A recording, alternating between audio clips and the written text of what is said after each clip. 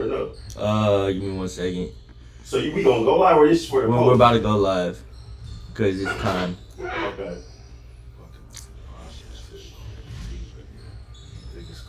Cut above? Cut to the convo. What's it? Cut to the convo. Yeah. Alright, we're live. Look at that one, T. Hey, we live another Friday. TGIF, blessed to be here. Live from Cut to the Convo. Another blessed Friday if you're here today. We have a special guest. But first and foremost, welcome to Cut to the Convo, where conversations cut deep, where the script is unscripted, live and uncut. Man, get ready to join us on all platforms, YouTube, Twitch, Facebook. Man, we're here, man. We got a special guest, my man Shay Khan, join us today. But before we get started, you already know we got a word of the day. The word of the day is endurance.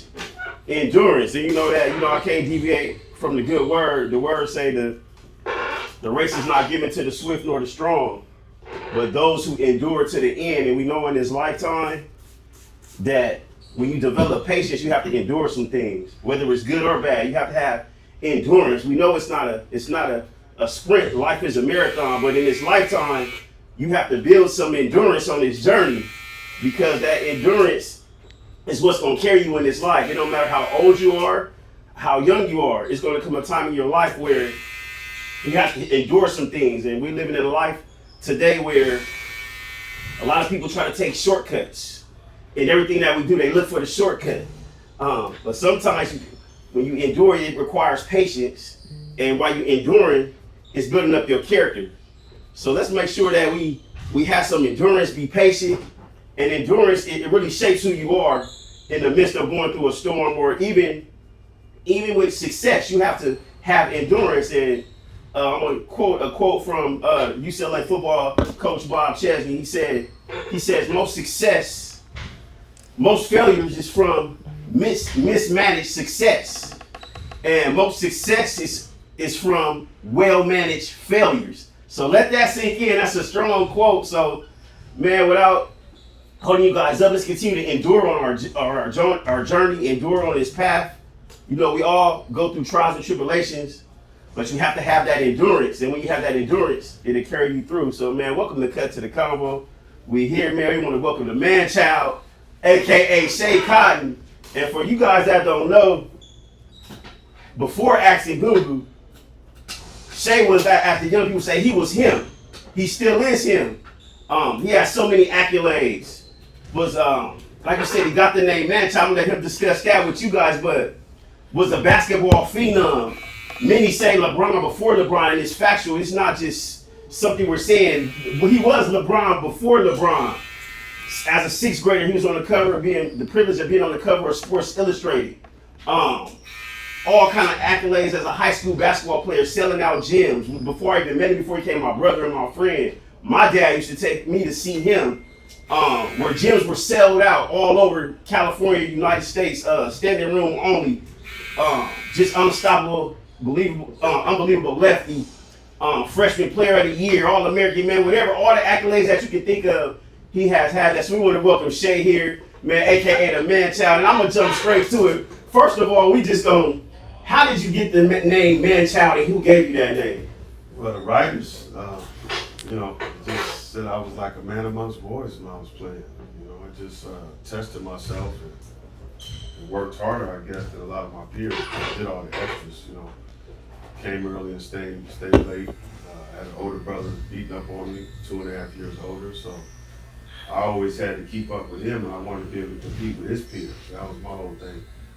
Let me be good enough to be able to hoop with your peers, and that'll give me the edge of my own, and then learn how to start developing that confidence playing against them, where I'm like, they looking at me as an equal, his peers.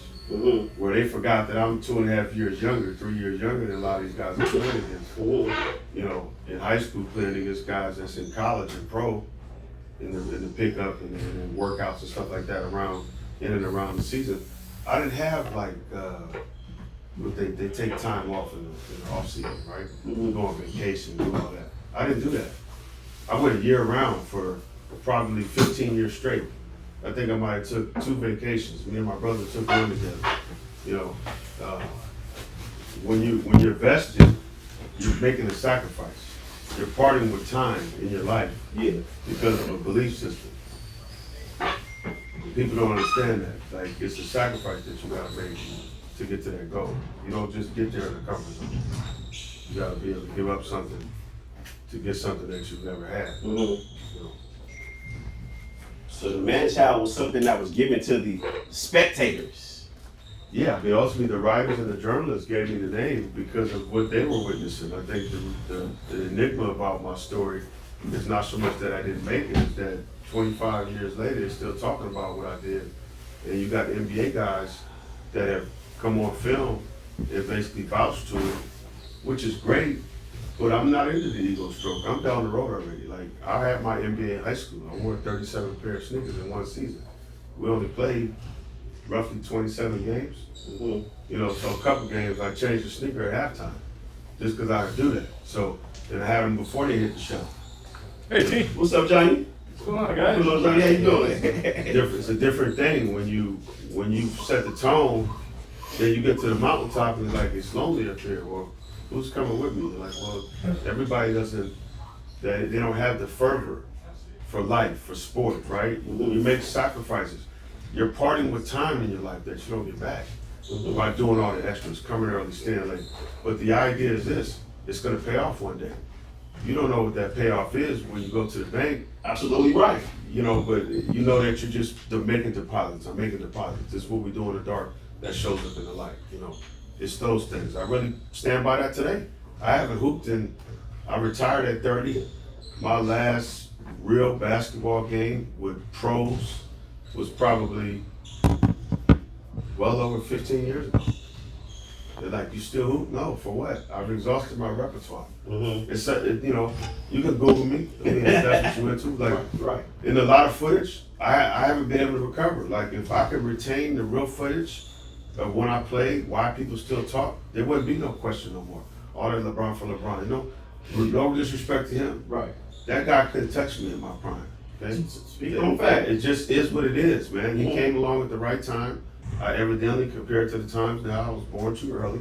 But be that here nor there, I'm glad that I'm the man that I am today because of the afflictions that I've been through. And that I know God has a plan and a purpose for my life. And I intend to see that through, you know, in the physical. So, but I have to be obedient and do my part, showing up every day. Still coming early and staying late. In business and in service. In my personal life, my family, people I love, all of that, I take it serious. It's not how you do anything, it's how you do everything. And I took that to heart too.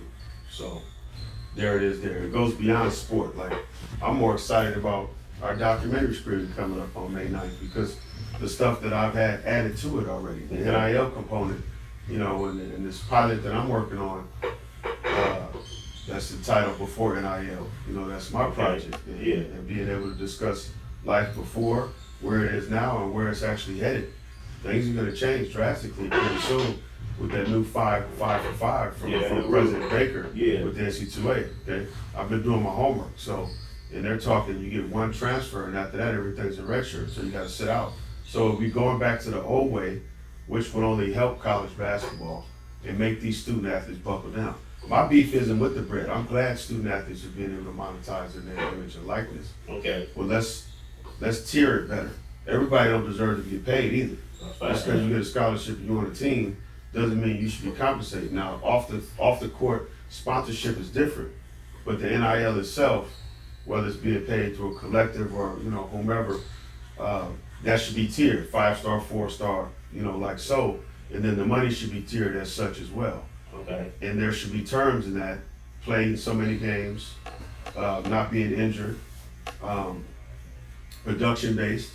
You need to average a certain amount of points, so many rebounds, whatever. You get so many wins. You get to the conference tournament. You win the conference tournament. You get to the NC2As. Yeah, all these incentives based also in there. So you can reach these milestones. It'll help improve the overall output of the student athlete. It'll help the coach's problem of output, lack of production consistently throughout the season. And I think it'll help the chemistry and the bonding within the players whom only will play together maybe 2 years at best. Right? If they're really good, they're going in their freshman year. I mean, if you look at the draft, the top 5 lottery picks are all freshmen pretty much. So, you know, to tell somebody to stay in school, now it's like if you stay in school too long, they look at it like you must not be good enough. So it gets harder as a junior and senior. Wow. Shay is such knowledgeable on everything. Like I said, being there, done that, still involved in the basketball world heavily, still has a ton of knowledge, a ton of expertise. It's hard to find people with the knowledge and that really did it on a high level and then still have to persevere. His story is, like I said, he has a worldwide international story. It's like if you was a student, you have to know the things, you have to study the criteria to know your whatever subject you're studying. So if you call yourself a basketball player, there's no way that you shouldn't know or have heard about. It doesn't matter what age, like you said at the hand of Google, you should know about Shay Khan if you call yourself a basketball player from all generations, all eras, which he was globally known. So like you said, Still them. still, that's right. He did. That's right. So when they do Google Shay Khan and the colleagues and the spectators, what are some accolades that I may have missed that if they do Google Shay, what would they find? CIF State Player of the Year in '95, never been done since by a sophomore in California history, but all the greats that have played. John Wooden Player of the Year. I was a McDonald's All-American. I didn't play in the game because I tore my shoulder. People don't realize the work I did in high school, I did it in 3 years. I didn't play my senior year. So what would that fourth year been like? Because then I get that spring and summer leading up to, and then, you know, obviously going into that momentum of that school year, we would have probably won another title. You know, I was at Bosco graduating. I did 2 years of Mater Dei, 2 years at Bosco. And I had the best of both worlds. They're the 2 top teams in SoCal now. When you look at Southern California sports, you think of Bosco and Mater Dei at the top. Basketball, football, I mean, what have you, the tradition is there. So, and I have love for both schools, always will. I was probably one of the only guys to be recruited 4 different times in high school by all the Power Fives. So that we're talking about, I think you got 5 visits. You're talking 20 visits back then in 1997, 98. With no social media. Yeah. For what? I'm Street Smith. You mentioned Sports Illustrated. Yeah. That was the highest thing at that point. That's what these kids today don't realize. I got to the milestones. I hit the pinnacle. Yeah. Like when you get to Sports Illustrated, I'm a guy growing up in LA, LA Harbor area, Long Beach, by way of San Pedro. For me, it was like overcoming the streets, going further than my expectation, and being somebody that they'll talk about for a long time, well after I'm dead. That I feel like I've achieved some of that, and I'm still here, and I'm like, what's next? Well, what's next is service. Mm-hmm. How many people can I impact? What they remember about me is how I made them feel when I leave a room. That's what matters to me now, how I impact people, and the youth that I deal with. What's the return that's coming from the investment? Mm-hmm. My expectation from them is not money in return. My expectation from them is results. Be success stories. If you're gonna be a basketball player, be the best basketball player you can be. Don't look to make excuses when you make mistakes. Right. Focus on accountability and correct those mistakes. Turn those weaknesses into strengths. It takes a big person to do that. But if you can master that, you're gonna be successful in anything in life. Because a lot of us don't show up when we need to. Mm-hmm. When things don't work out, we duck, hide, make excuses. You gotta face the fears, man. Mm-hmm. That's right. It's the only way we grow. That's right. So talk about, like you said, the word of the day was endure. So just talk about some things you had to endure from that process to transitioning to where you are now. Just this life, enduring this life, in this fabric that all this stuff we talking about, Mm-hmm. what I used to be, this, that, man, I retired at 30. 17 years have passed. I'll be 48 come May 20th. May God. So young 48. Hey, So, young 48. Yeah. I work hard to keep myself together too. Like Right. You gotta work, and you gotta get in the gym, you gotta get in the sauna, you gotta get to the park, you gotta ride the bike, get in the yoga. If you got Pilates work, if you're flexible enough to do Pilates, there's a lot of things that we can do to increase and enhance our life expectancy.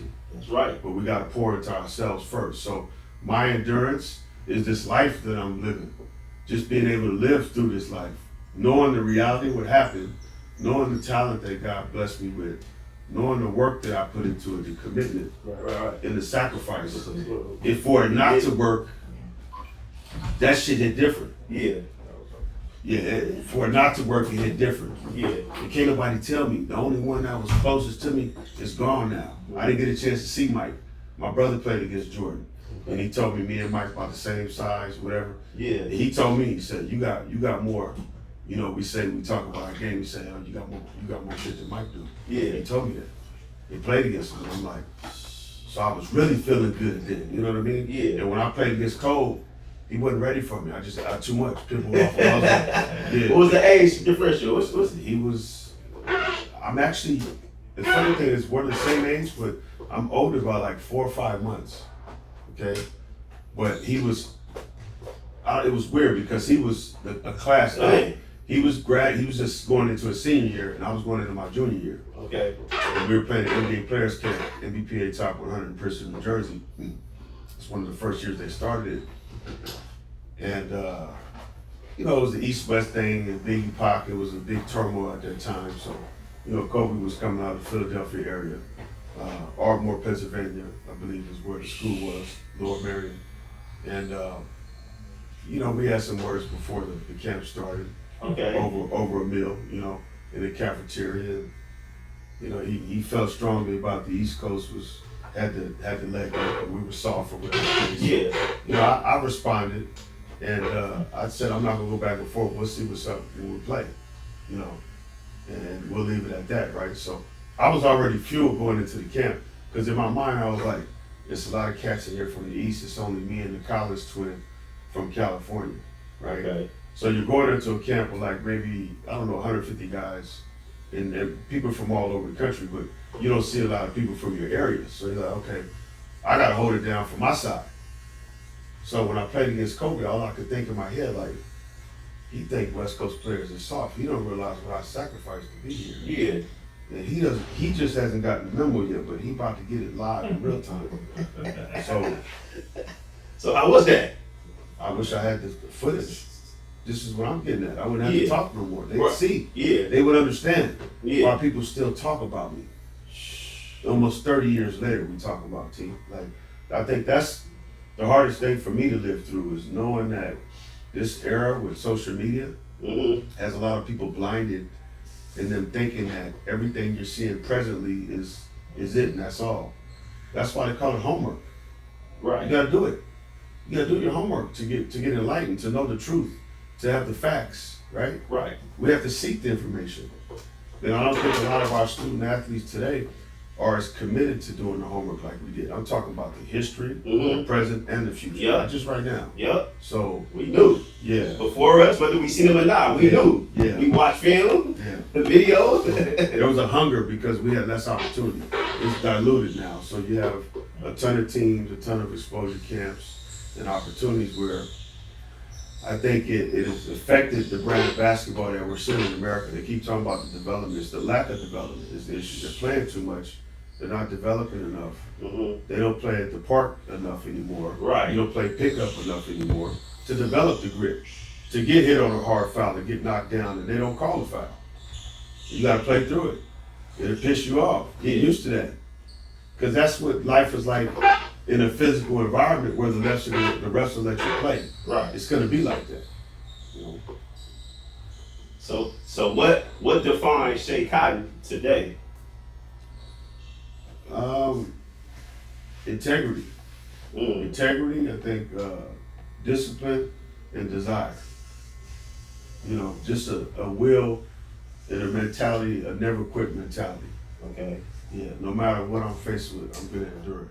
Because I've been through my worst times. And I'm still here, you know. Still here, yep. And I didn't really want to be here at one point. I can't always say that. So there was a time where I was like, yeah, the pain just, dying feels better to me. It feels like it's gonna, I won't have to live through this shit no more. Excuse my French. You know what? Mm-hmm. This is, I guess this is what the easy road would be like. But the fact of the matter is, when I thought about how I would take myself out and when I was in that moment, the thing about that was I pull the trigger and I don't die. And then I live as a veggie or something. You know, like a vegetable in a chair, confined, and then everybody else got to care for me. You know, like, how about that? Like, I thought about that too. Like, Because it's a selfish act. When you're taking your own physical life that you've been blessed with from our Creator to do something great with, right? We all have gifts and talents. Right. It's just a matter of recognizing it and captivating it, you know? So for me, it's just been about enduring this life, knowing I had these talents and abilities and these gifts, knowing what I put into the game, what I became at a certain level, whether it made it to the NBA or not. Like, that's not success.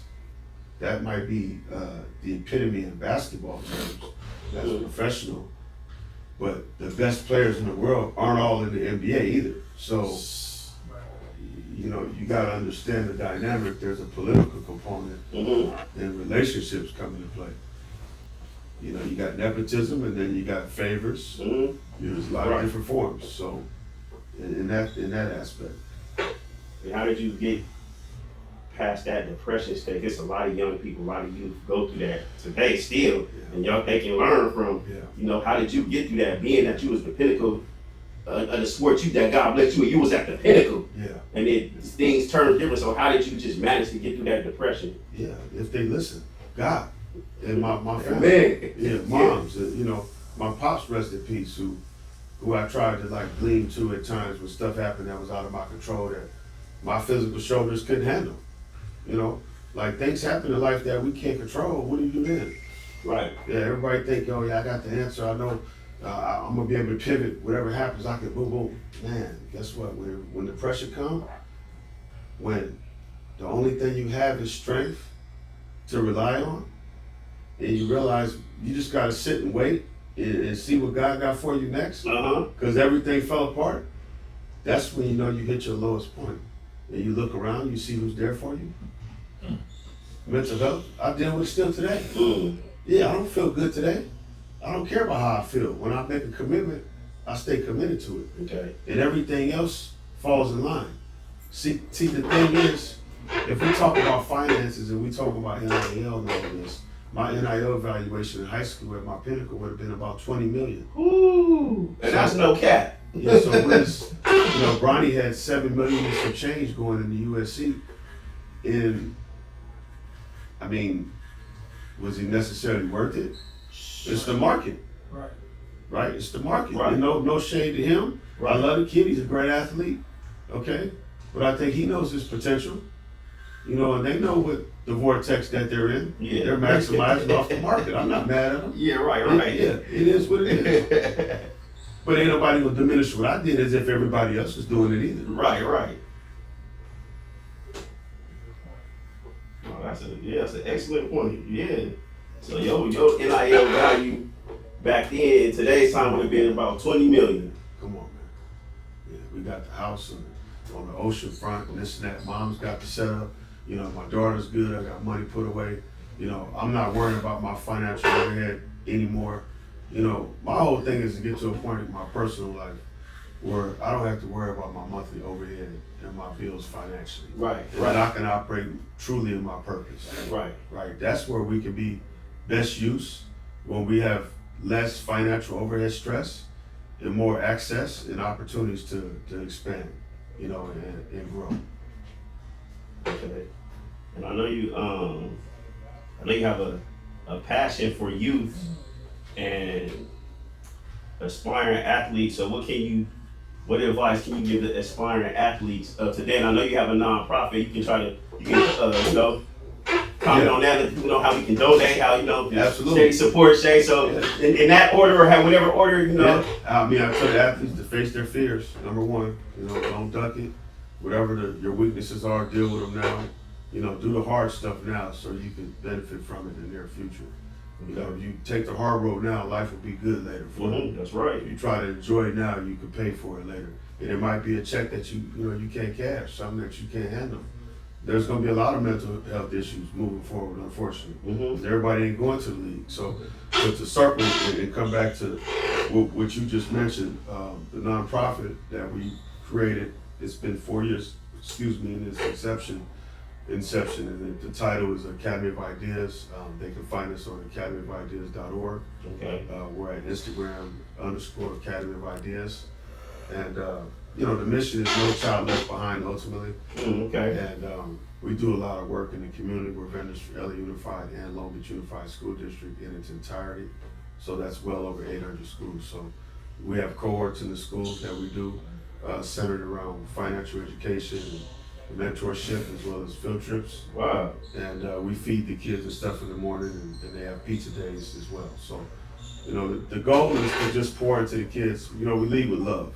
And I think you get more bees with honey that way. One of our main schools in the LA Harbor area, where I grew up somewhat, is in Wilmington, Eric Bridges Span School, middle school, and they're feeding for Banning High School. And then we're in Long Beach Unified. We work with Hamilton Middle School, which is in the North Long Beach, right by Jordan. And, we work with Coverly Middle School. We currently operate under now, as well as Lindsay Middle School in the North Side also. So, and there's other schools that we've dealt with, and we're growing. We're working with Browning High School, which is a new high school in Long Beach Unified. Yeah, I'm getting that hill. Yeah. So we're there too. You know, it's a blessing because it's stretching me to come up with these different cohort programmings and activities for these kids week in and week out, because you got to meet them where they are. So we're encouraging donations. We could definitely utilize the help. We're more than worthy of any financial support. Anybody looking to make large donations can receive a tax exemption with the letter as well. Okay. So we definitely we're looking to grow in ways now where we could be sustainable for the next 20-25 years and even beyond. So I enjoy this. Like I told you, like I have my time on the court, and now it's time to maximize everything around it. You know, it was never about being in front of the camera for me. Yeah. It was just about being the best in domination. And I witnessed it. Cut to the Convo, I witnessed it, so you can't tell me what I didn't see, because I seen it in live action. You know, the gym sold out, half court set, in and out, 5-on-5, not a fast break, come down, and now I was at Gar High School, short story. It was, I think Shay was at Boston, it was Bosco playing Artesian. It was, and Artesia had a guard, DeAndre Moore, and then of course Bosco had Shea Cotton. It was standing room only. This is my dad took me. Gar High School, 1990 something. No room in the gym, and Gar is a pretty big gym. And hey, when Shea showed up, he showed out. Like I said, a competitor. So I seen him come down, half court set, in and out with the left, down the middle. Not once, maybe about 4 or 5. Hey, every possession it was almost a highlight reel. It's I'm not adding no extras. This is what it was. We talking about 5-on-5, not fast break, not an open lane, creating the lane in traffic and finishing 1, 2, reverse. You can Google it too. Hey, but this is what I witnessed.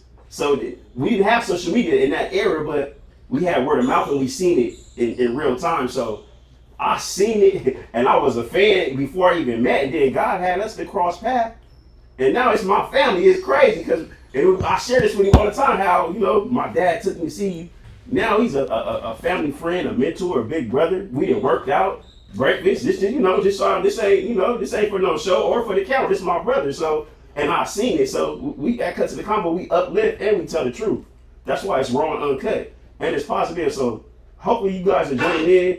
And I'm gonna ask Shay this another question. Where can we find the documentary, The Man Child, and the merch? Tell us about the story. It's supposed to be available right now. Okay, If anybody can find it, I want them to let me know. So it's not available, not yet. So we can sue them first and foremost. But secondly, the trailer is available on YouTube. Man Child, just type in Man Child, the Shea Cotton story. It's available. The trailer's available on my website as well, ShayCotton.com. Mm-hmm. And I believe on academyofideas.org, is the website for the nonprofit, and I believe it's there also. But you know, we do various things. The documentary is what I'm excited about because it's the 10th anniversary this year. My father passed right before it was completed, so this is near and dear to me, this story, and I'll never stop pushing it. So more people need to see it, hear about it, experience it. And May 9th is going to be real. You know, it's going to be a vibe. We're looking to pack it out. You know, Long Beach City Auditorium, and, you know, Liberal Arts Campus. It holds close to 1,000 people. We want to fill it up. You know, I'm committed to the first 100 people. They get a free custom Man-Child Decade T-shirt that I've created. It'll be available for the first 500 people starting at 5 p.m. And we'll have probably a 6-person panel, and we'll be discussing the NIL and then obviously stuff within my pilot before NIL Okay. and everything that entitles. And the interesting thing about this is I've got the chief investigator on my case from the NC2A who's going to lead the panel, the moderator, and he's flying in, so it's going to be pretty powerful because we'll have questions that will be posed about today's era and the way things are, and kind of where it was for me, and kind of just look at it and say, now if I was in this era, what would it be like? And if you guys had to play in that era, how would it be knowing that you're not going to be able to monetize your name, image, and likeness? Would you still go as hard as you do for the money that you're making right now? Because the reality is the guys that's making good money in college, if you're not the top 15 guys, you're probably not going to be playing in the NBA. Right. And the longer you stay in college, the harder it is to make it. And then you got to look at the overseas market. So you got to deal with Europe. And there's no guarantees that you're going to Europe either. Right. It's very competitive when you're a graduate or you leave college and you return a professional and you don't necessarily have a contract. Being a free agent is a whole nother grind. And where can we find some of the Man-Child and Shakeout merch? Where can we They can find me, go to CutToTheConvo. You can tap in with me on my personal at Shakeout on Instagram. You know, this piece I'm wearing, this hoodie with this, you know, we got these crystals and this Man-Child. This is my logo right here that we basically take in and with the idea of Jordan with the jump man. You know, this is my own. This is a real image from a magazine artist on my right, from Slam Magazine. I was in there at Venice Beach. Had to open my legs up, had it behind my head. So we took that and we branded that. So my cousin is OC Sneaker King Art. He's on Instagram as well. That's his handle. And he does all these pieces. I got the hoodie too. So we freaked it out. That's hard. Yeah, we got the crystals in the hoodie. That was tight. That's clowny. So I'm a fashionable dude. I've always loved fashion. You know, I think that's why I got such a love for New York too. You know, I kind of go back and forth, and you know, we're in a unique time right now, T, because of the monetization of everything. I think everybody thinks they have a voice. Certain people haven't earned the right yet, though, to talk, but they're talking anyway. Right. You know, and if enough drama is spent, people are going to put money behind it. That's what they're into, right? So, I was always the guy that I stayed away from the drama. Okay. I just want to go to work. Right. Yeah. Who wants to get put to the test? Who thinks they're the best? I want to play against the best that's out there. You know, and I just let the basketball speak for itself. Too many people want to do basketball. They want to do business. Come on, just do this. You're the best at this. That's why you're not as good as you need to be, because you're sidetracked. You're inundated with all these other affairs, you know. And it's something to do with the generation, and then some of it is character. Just your DNA, just who you are. How you do anything is how you do everything. How you do it? Say that quote again. How you do anything is how you do everything. That's right. That's a true quote. Man, so talk about how you showed up for every game with the crowd that you attracted. How did you stay locked in and focused and not being deterred? To my knowledge, or even if you did get distracted, how did you stay locked in with the large crowds and the fan base at that I was in age? the zone, man. When I got on the court, I knew what I was there to do. Like, I knew that people was coming to see me put on a show or see me fail. But neither be the here nor there. I was glad. Hey, come watch. I know what y'all here for. I'm gonna give you that and then some. Because I would work and visualize myself in these positions before I ever got there. I knew at some point there was a calling on my life, and I had an ability because things I was doing, I was by myself when I got to a certain level. I'm like, man, I'm looking around, ain't nobody around. Get to Nike camp, everybody flying in, we get to the hotel, boom, get checked in, everybody get their, you got your keys, okay, keys. Go to your room, put your bags down, meet us over here in this hall. We got it set up so you can get all your gear. Everybody's getting their gear, boom. They put me in a room. Don't say nothing, but we got a private selection set aside for you. We got a secret package. Just don't tell nobody about it. And we're gonna have it delivered to your room. You're size 12, right? I said, yes. So we got a couple more pair of shoes for you to wear throughout the camp, and some other stuff, some exclusive stuff from Nike and what Jordan is putting out, right? So I was a walking billboard for them at 15, 16 years old in high school. And these kids think that they're doing something new today. Yeah. It's great that you have this platform, Yeah. but don't think that you created it. Right. It's called history for a reason. Right. That's facts. That's facts. Wow. Just a fun question. What sneakers did you enjoy playing, or what did you have a ritual of Nikes or I Jordans? love them all. I mean, Okay. the Huaraches, the Jordan 5s. Okay. You know, I wore the Pippins. I'm trying to think who am I missing. All the latest and greatest. You know, I wore the Junior Seauls in one of the games. What? You came up with some sand? Yeah, I wore the Air Raids in the game. Okay. Those are outdoor shoes. Yeah, But like Air it don't Raid. matter. Yeah, it's in me, not on me. You know what I'm saying? But my favorite sneaker, I think, from a comfort level was probably the Jordan 5s because they were so soft. Like, Okay. it felt like I was wearing a sock. Like I didn't have a shoe on out there. You know? And that's a fashion. They wear them for fashion now. Yeah. Yeah. I mean, I made it fashionable on the floor. You know? And back then, if you was a youth, we had Simon Jam. If you was a youth and you wore Jordans, usually the player that wore Jordans, they was like that. They didn't just have them on. Yeah. You better be nice with it, Jordan. Yep. And in the league, when Jordan was playing, nobody really wore his shoes that he played against. He would tell them, "Don't wear my shoes." Like, you know. Right. So there was a pride about that too, you know, which I appreciate. I respect that. Wow. Man, we got the great Shay Cotton in the building. Cut to the Convo, man. You see, we live and unscripted. We going live in here, man. This barbershop talk, real shop talk, real facts, factual information. We just blessed to be here, man. We talked about endurance. He talked about his story. Man, he's joining us today, my brother, man. Y'all, if y'all tuned on late, make sure y'all go back and watch. We're on Twitch, YouTube. Like, share, comment. At Cut to the Convo. We going up. We building from ground up. We thank y'all for all the questions, the support, and chat. Chime in if y'all have any questions for Shay. Chime in and ask what we hear.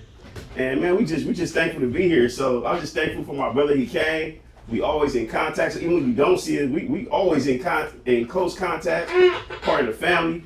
He didn't train my brother. Took his game to another level, and so many others. You know, and sometimes it's the things that's not always advertised. You know, we in a, like you said, we're in a social media world. So everything is not, some things is a smoke screen. It's a lot of that going on where, you know, carbon copies, you know, and like you said, it's history. He paved the way. He paved the way in the sports world where what the level he played at and what he received back then and so many others, and they considered wrong then. They took the rap, they took the slap on the head, you know, not knowing. But now it's paved the way for all you athletes. I know many athletes, and I'm not being biased because that's my homie. I know many athletes that's getting paid and can't touch the athleticism that my man Shay got. And I got a witness that just walked in. Duck Master. Hey, Tell him about Shay, Duck all the Master. stories you heard, it's not a myth, it's a legend, it's true. I witnessed it. See? He was the real You don't one. see him? That's my life. He was the real one. LeBron before LeBron, all that shit you see. What's that boy that played for the Clippers? Everybody was all hyped. He's 6'10". Blake Griffin. Yeah, Blake Griffin. At 6'5", he was doing that shit. These youngsters don't understand. Black athletes just didn't become athletic yesterday. That part. And we know that Shay was blessed with the physical ability. No. See, that's Wait. No, why are you talking now? I know. Listen here. I'm finna get to He that. wasn't blessed. What's He going on, worked bro? his ass off. He Okay. paid the price to be the best. That's You're right. a product of your work. That's This right. boy was working at 12 years old, like harder than professional athletes, without personal trainers. Before he got with Mark Marinovich. Rest in peace, yeah. rest in peace, Mark Marinovich. But Shay was putting in work before he met Mark. That part. So what was Shay on the Super Cat? Super Cat, Yeah. doing everything. Yeah. Yeah, everything. All of them. everything. Yeah, I didn't run from it like a lot of guys. Yeah. I A didn't run from it like that. or the bear and Supercat is the same machine. The bear is just a bigger, beefier machine. Yeah. You can put more weight on it than the Supercat. Supercat was made for basketball players, but like he said, a lot of people run from that type of work. And Shaq wasn't laying the ball up. He finishing in traffic. No. That's 6'5". No, he A butter rim. He do a little block step jump and put yourself and put it in the rim. Facts. I remember him seeing Kenny Martin rim, him and Corey Benjamin. Dunk bait. They got short memories, man. Dunk bait. They put this stuff out on camera like. Putting Odom in the rim. Dunk bait. Yeah. No, I seen it. As a freshman, he gave Steph Marbury work down in San Diego. That big high school tournament. People don't understand that. Look, they acknowledge greatness. Look, we acknowledge Another legend in the building. Another legend in the building. That's what we do. Look, CutToTheConvo week. This how we do it here. Come on. We got a little podcast. And we got another legend in the Oh, building. we got It don't in stop. the building. It's going It don't stop. It's going on. Yeah. What's up, Bob? And if when you guys don't know, he got next. He get ready to get on the Super Cat. Trevor something. We got next. Yeah, the right spot. We got Trevor. Yeah. Trevor, we live. Say what's up to CutToTheConvo, man. We live. Where the cameras at? Yeah. Come on. Oh, there's one right here. Right here. Yeah, look, we got Trevor Reese electric great up in here, man. What y'all mean? LA native. We in here. Look. You see what you see what Shay bring to the shop? Come on, man. That's what they do. They acknowledge greatness. And that's what we gotta do as not only black people, but people, human beings, man. When the vibes is good, y'all didn't see what just happened. That's all God, Shay. I just let him do his thing. I'm in the passenger seat. Come When on. I thought I was running the show, I crashed out. Like, oh man.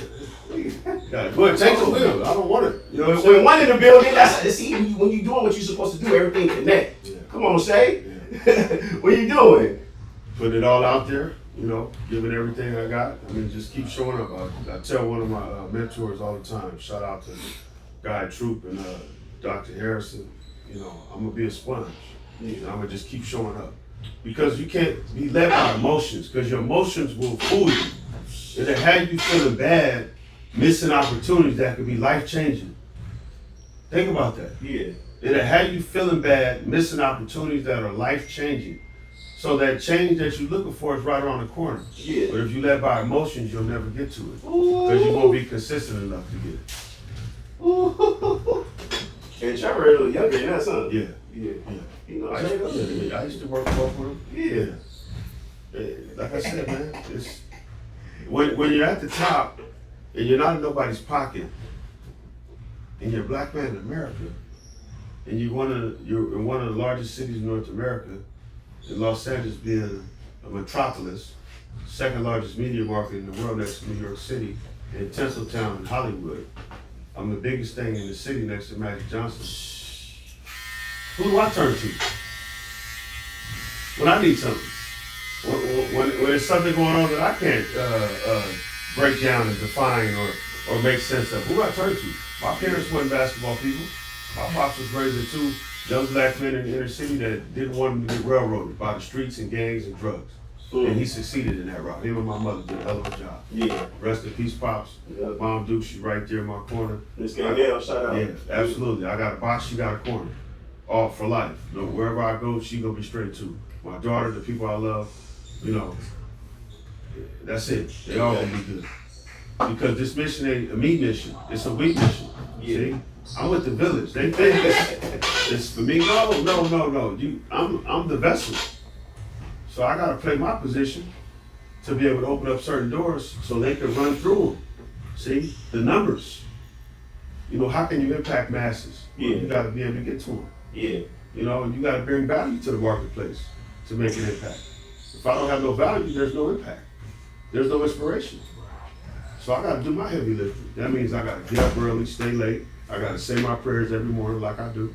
When my feet touch the floor, that's what I do, because that's a discipline. That's an obedience. Wow. That's a sacrifice. As soon as you hit the floor, get on your knees. He woke you up another time. Didn't have to wake up. You could die in your sleep. You know what I mean? So I'm grateful now because of the lack thereof and all the adverse conditions I've had to face. it gave me a larger platform. It brought me more value that I wouldn't have otherwise. Right, So right, is it really a failure, or did I really fall short of my dreams when the financial part just kind of pans itself out? I'm still the same person. Yeah. I'm still doing what I've been doing, showing up early, staying late. Is it better then to the masses? Do I care? No. And I done been places. Another fun fact, basketball world. That's why we gotta stop hating. I done been places. First of all, me and Shay, like we was talking about health and take care of yourself.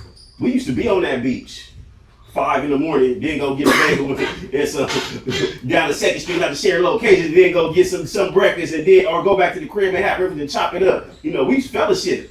But what I was gonna say is, I done been places to where we walk in basketball oriented locations, tournaments, Drew Leagues, Venice Beach, wherever. I done been places with Shay, and when you walk in, it's either one or two things happen that I experienced, and I'm gonna talk about the positive first. They either recognize greatness in what he did in the basketball world community, the person he was, still is. They acknowledge him, and then I done been in places to where it gets quiet and cold shoulder. I mean, we know as grown men and grown adults, and it's haters everywhere, but y'all gotta stop hating. Acknowledge people, give credit where credit's due. You know, we all have haters, but I done been on both. I done been with him where we walk in the basketball world where you know it's Shay Cotton. Speak. What's the we know it's jealousy and envy, but I'm gonna talk about it. It's barbershop. We gonna talk about it. Stop being envious and jealous and give credit where credit due. Why? What's the jealousy for? Acknowledge. Because it's you know why? Because the light that you can't put out. Right. And when they see me, Right. it's like you had nightmares. Right. My homie told me that, and I thought about that. I slept on it. I was like, you know what? You got a lot of truth to that.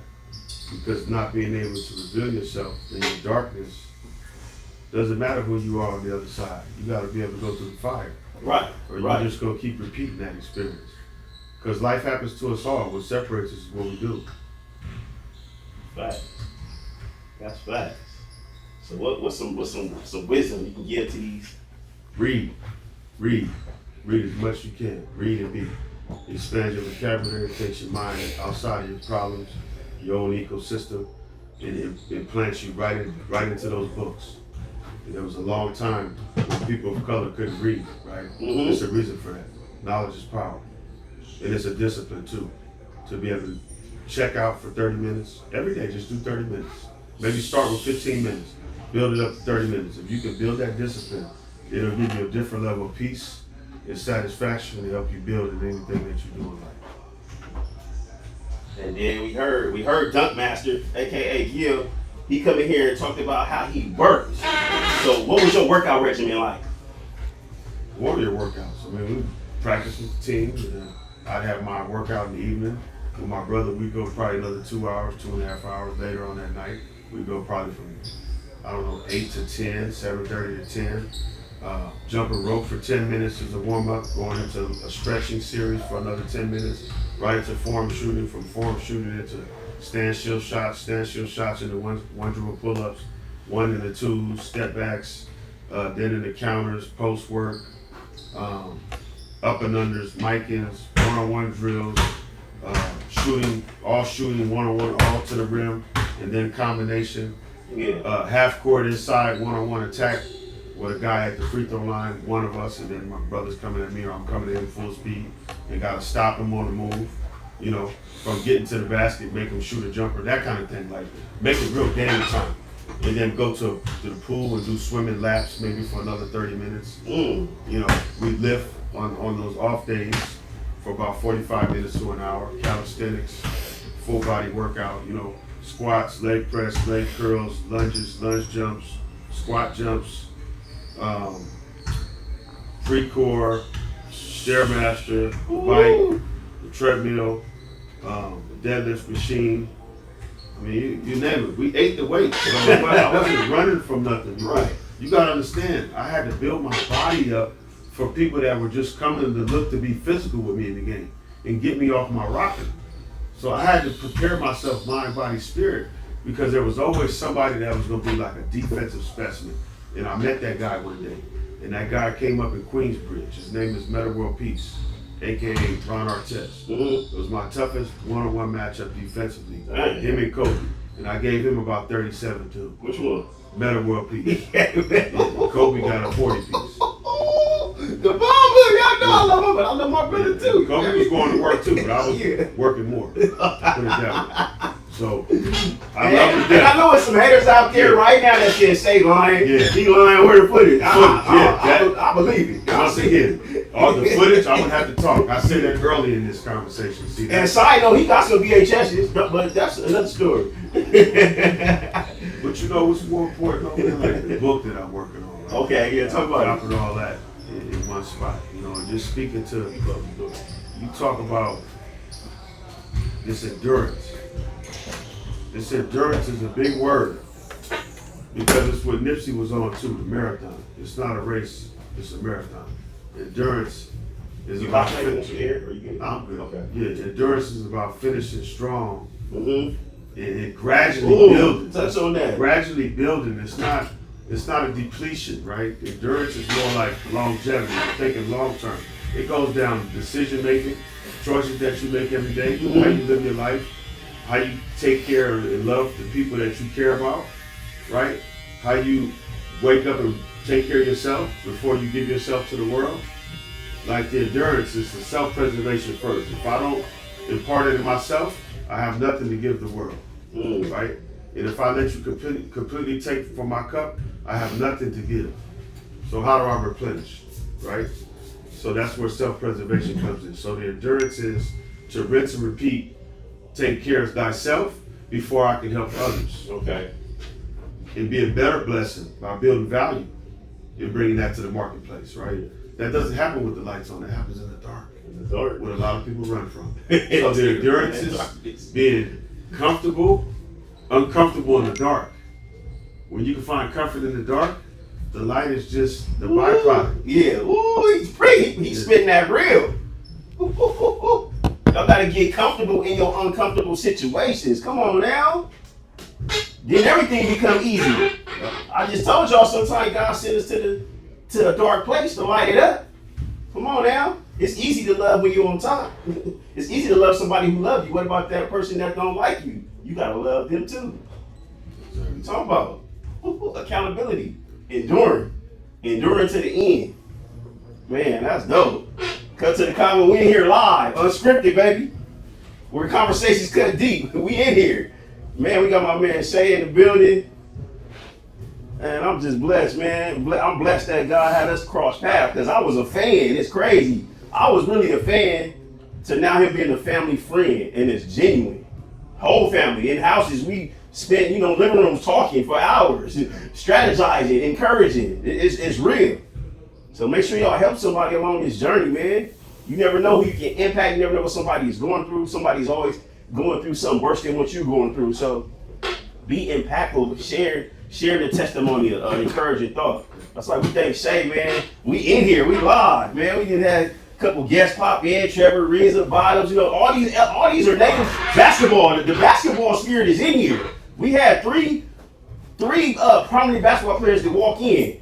Bottoms, aka Brandon Heath, all-time leading scorer at San Diego State. Y'all know Trevor Reza, Westchester High championship. Then we got the great Shay Cotton that came before them all. That set the foundation. So you see how it worked? You see how it worked? When you doing what you're supposed to do, everything gonna add up. So keep enduring, man. And yeah, man, we in here. Man, make sure y'all go follow Shay Cotton. Tell me your Instagram handle again, Shay. At Shay Cotton on IG and on Facebook. And we got _ Academy of Ideas on Instagram for the foundation work. And if y'all need, any students, any athletes, inspiring, all right, young dudes, Shay can get you right on all levels. He's done it at a high level. He has the expertise, he has the skill set, and most of all, he has the knowledge. And better than that, he's a good mentor. He's a good person. He's a good male role model. So, man, we in here, man. It's been good. We still got some time left, man. So what else, Shay? What else we missing? Sure. Yeah, we talked about endurance. I think the mental health is something that we don't talk about enough. Okay. That I want to just discuss that part of it. Okay. Where the nature of the business in college sports is headed, there's going to be a lot of cases there. Why you say that? What make you say They're that? gonna need help because guess they're not spending the money right. That's They're true. buying liabilities instead of assets Mm. to begin. So, and the money that you make now doesn't necessarily mean you're gonna make it as a professional. Because a lot of guys, once again, if you're not a freshman or a sophomore and you're killing in college, you're probably not going to the NBA. So what happens after that? And if you bounce from school to school, to my understanding from what I just was privy to from a college coach, Mhm. they lose like 25 to 30 credits every school they transfer to. Dang. So you never graduate in a nutshell. You're gonna have to go back to school when you're done to graduate and spend your own money, by the way, and then hope you don't spend it all so you have something left, right? Right. Because how many guys are really going to the NBA from the guys that's making all the money? See, that you got to do the numbers. They have to understand the statistics. Don't be discouraged. Be realistic Mhm. and give everything you got to it. But keep it in perspective. To do good. Do something good with the money. Buy some property. Buy a house. Buy a condo. Get you a foundation you can build off of. Because when it's all said and done, you got to have something to show for it. Because physically, you can only do it for a certain length of time. Then your mind is going to take you where your body fails you. Wow. That's what we forget about as pro athletes, that our body's going to fail us at some point. Right. And we have to set ourselves up, mentally, physically, emotionally, as well as financially, for life after sport. Because that's the real test. That's the real game. When you're done with your sport, how do you transition? I've seen a lot of cases, guys that made some good money. They're not doing so good right now. That's true. That's fact. Right? Not doing so good. Okay? We don't have to mention names. They're out there. They got documentaries and everything. So, Right. Right. yeah, all money ain't good money, as they say. So I feel like I was spared in a way, T. Okay. From their Saved life. you. Yeah, from Yeah, their life. It yeah. allowed me to really operate maybe in my purpose, in a sense, but I had to be afflicted first. Maybe more affliction than... His affliction made you better. Yeah, the affliction that I was expecting Mm. allowed me to peel back layers that I didn't realize even existed within me. It take a big person to acknowledge that. Yeah. Being where he could have went with his talent and what was left on the table, but it takes a big person. Show you how big of a person at heart that he has to acknowledge that it made him better going through them afflictions. And that wasn't just a regular. That's not no regular affliction. It's a saying that God give his tough battles to his toughest soldiers, and that's soldier mentality. Because being the best at a young age and not rendering the benefits with coming with being the best in this world, when you see it before you and after you, it take God to bring you through something like that, and it's still happening. It's still people going through that. I know his story, but it's people going through that. But it take a big person to acknowledge that, man, my affliction, that type of affliction, made me better. And like you said, that wasn't everything you didn't heard, everything we didn't talk about. It's factual. Yeah. You can look it up. Like we said, it's factual. But are you going through it and are you facing those fears? Like, Right. have you made your name in a place where you're going back to and pouring into the kids coming up behind you, Mhm. right? The next generation. Because that's what I'm doing. And when it didn't work, guess what? I didn't run. I still showed up and showed my face and shook hands and kissed babies in the same neighborhood where I made my name to begin with. Mm-hmm. I don't know too many people that do that. Okay? Right. I'm here to tell you. Everybody has adversity that they face, but we don't all face the same adversity. That's true. And some of us are blessed with anointings, and you got to go through more than most to get to it also. Yep. Whatever those blessings are on the other side, you have to endure to be able to get to them. Because when you quit, you don't got to worry. Everything stops. Right. But why quit when you've come so far? I've come too far now to turn back, T. Right. I don't even know who that person is anymore right there. You know what I'm saying? Right. And I'm grateful for that. I really am. The affliction, I'm thankful for. Yeah. Because what it made of me. Oh, that's good. Yeah, that's good. You see that smile, y'all? You see that smile?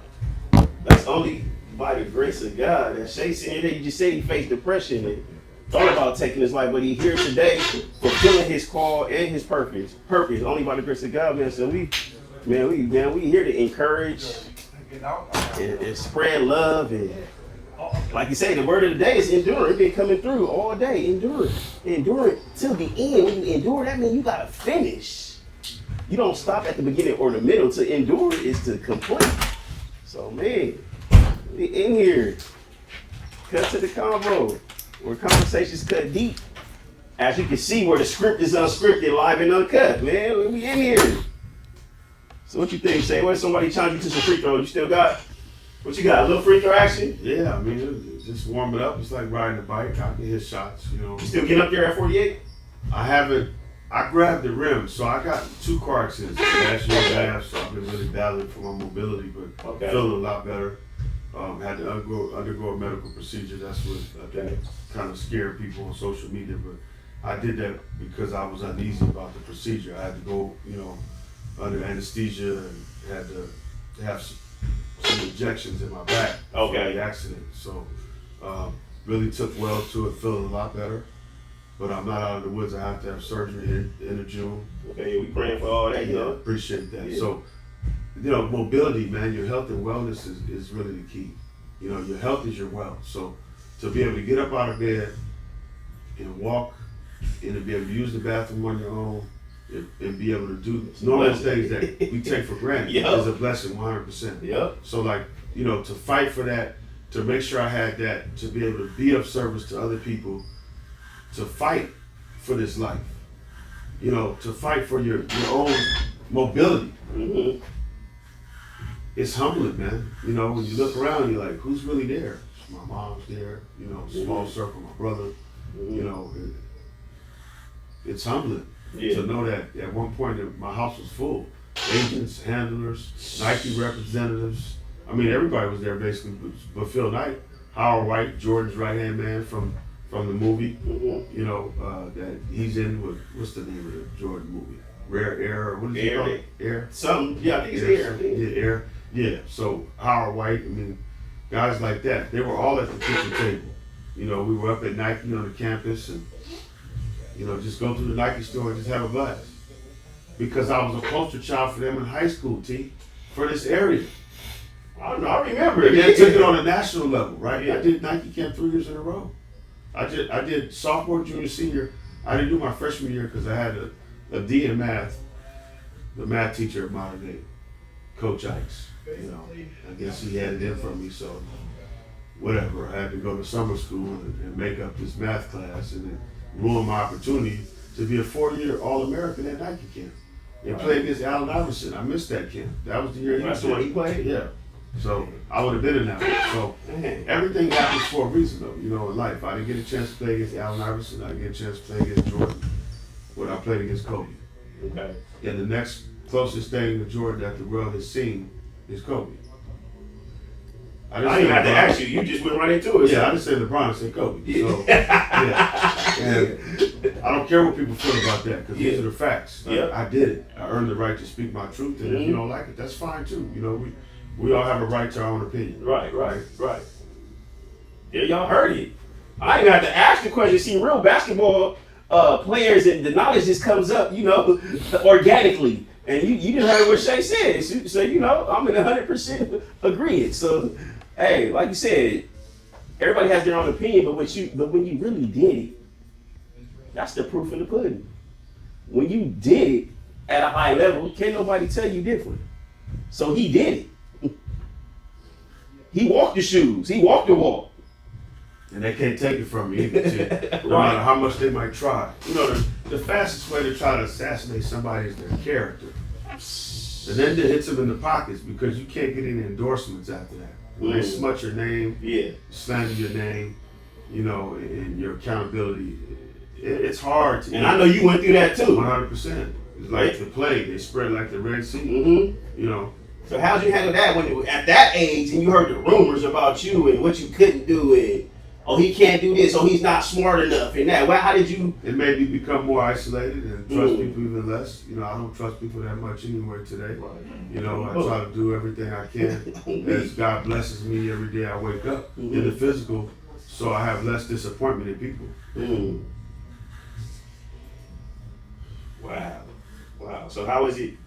Do you watch basketball today, or what's your take on the sport? where it was and where it is today. What's your take on that? Well, the sport is entertainment now. That you're talking about. And Okay. I watch it from time to time. Okay. Depending on matchups and teams and time of year. I like to watch the playoffs because they play harder than normal. Certain players I like to watch. I really like Edgecombe down in Philly. I think he's going to be special. BJ Edgecombe and some other guys. I think I like Maxey on that team. I think he's a really good talent. He's consistent. He's tough.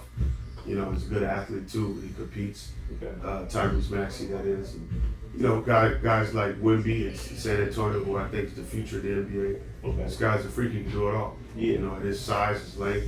I've never seen anything like it. So I think it's a matter of time before he gets a title. Watching guys like Kevin Durant at 7 feet when he's playing at, you know, at an optimal level, do what he does and make it look easy. You know, he's a unicorn. Yeah. You've never seen somebody like that at that size handle the ball the way he does. You know, different players. You know, depending on the team. I think Austin Reeves is underrated. You know, that's why Kobe spent a lot of time with him because he saw what I saw. Okay. You know, I think he'd be further along maybe if things were a little different as far as how the ball was distributed, you know, when he's in flow. Okay. Obviously, he's overcoming the injury right now, so there's a little different. The timing and the rhythm is off. But the special players in the game today, Anthony Edwards is very explosive. You know, I see some of myself in him at times. Edgecombe as well. You know, out of the younger guys, there's only a few guys that I really like. Cade Cunningham is special. Okay. You know, I think he's unassuming too, so he does it and it makes it look easy because you can't speed him up. Right. Guys, you know, there's across the board, but as a whole, I like watching the game when we came up. I think more. Yeah. I don't know. It just felt different. It was different. It was exciting. It was. They played hard. It wasn't no. This my homie on the court, and we going at each other next. They was going at each other next back then. Yeah. Like I said, we was missing work to watch NBA games, Laker games, KCal 9. We calling off sick. We ain't calling off sick to watch nobody down. Right. And then guys wasn't doing load management. They wasn't taking night off because those players knew. The high profile guys knew that, you know, a family's spending 3 months, 6 months to save up just to come to this game. We'll never get a chance to see you. And then you sitting out, you're not even playing, but you're making millions of dollars. Do you love the game or is it just about monetization? Like, see, that's where I fare now, where I think it's 50-50. Some guys are in the game to monetize the situation because they know they got a certain amount of time and then they age out. And the other guys, they love it, put everything into it, and it shows when they play too. And then another thing I want to acknowledge is when Shea played, when you played, it wasn't all the good dudes was on one team. Right. So if you had a good team, it was you as the best player and a good team, but it was other teams that had a player and a good team. That's right. So the best went against the best. Yeah. So sure. the same excitement that we was going to see the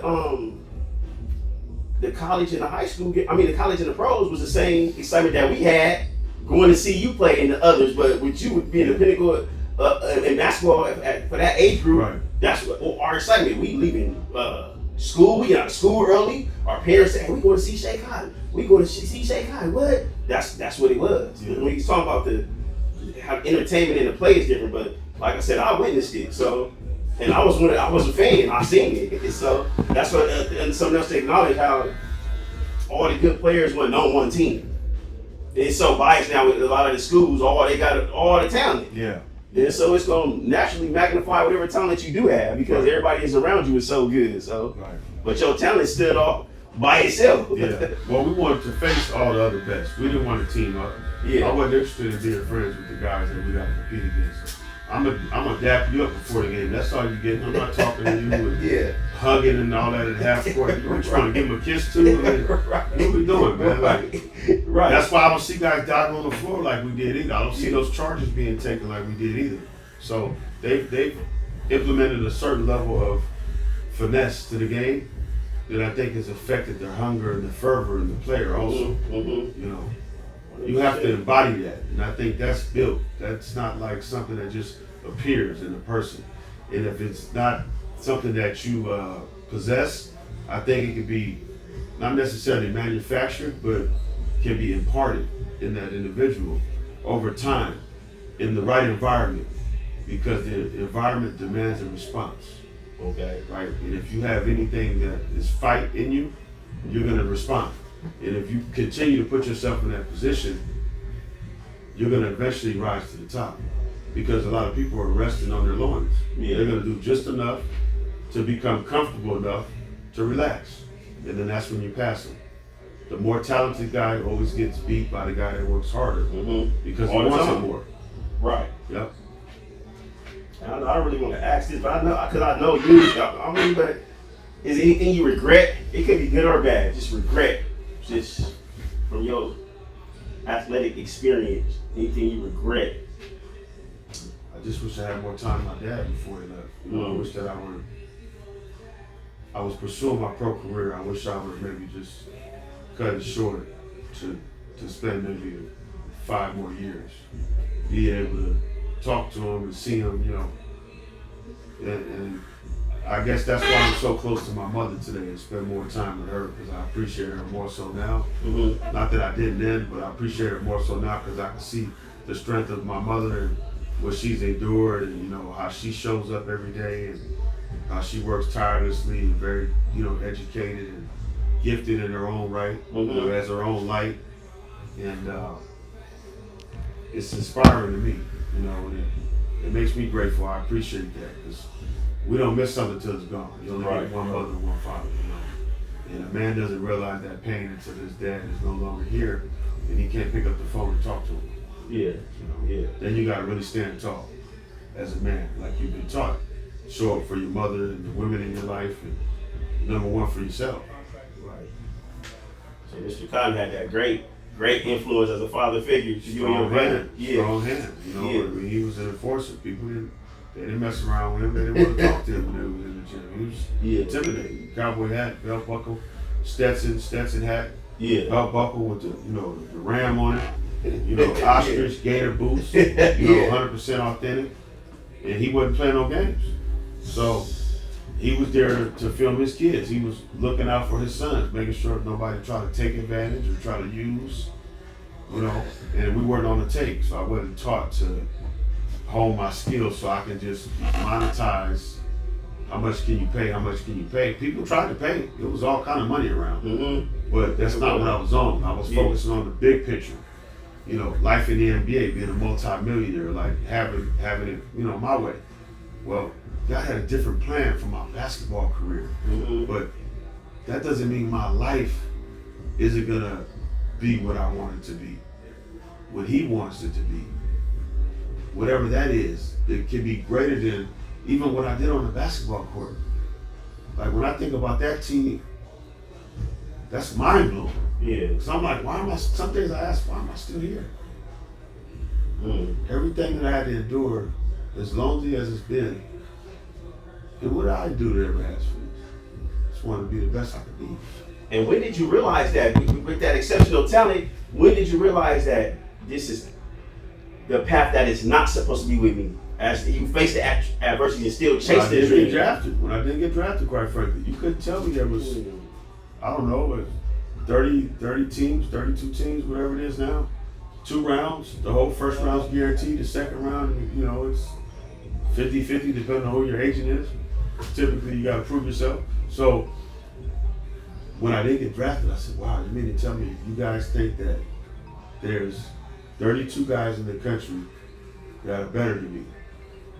Nobody thinks I'm good enough to get my name called. I took it personal. And you was ranked higher than with Baron Davis, Matt These guys Barnes. were all below me on the rankings. You hear them talk. Yeah. Nobody. I'm not telling them to say what they're saying. They're speaking on their own recognizance. Like something happened that shouldn't have happened, man. That's the reality of it, and I have to live through that.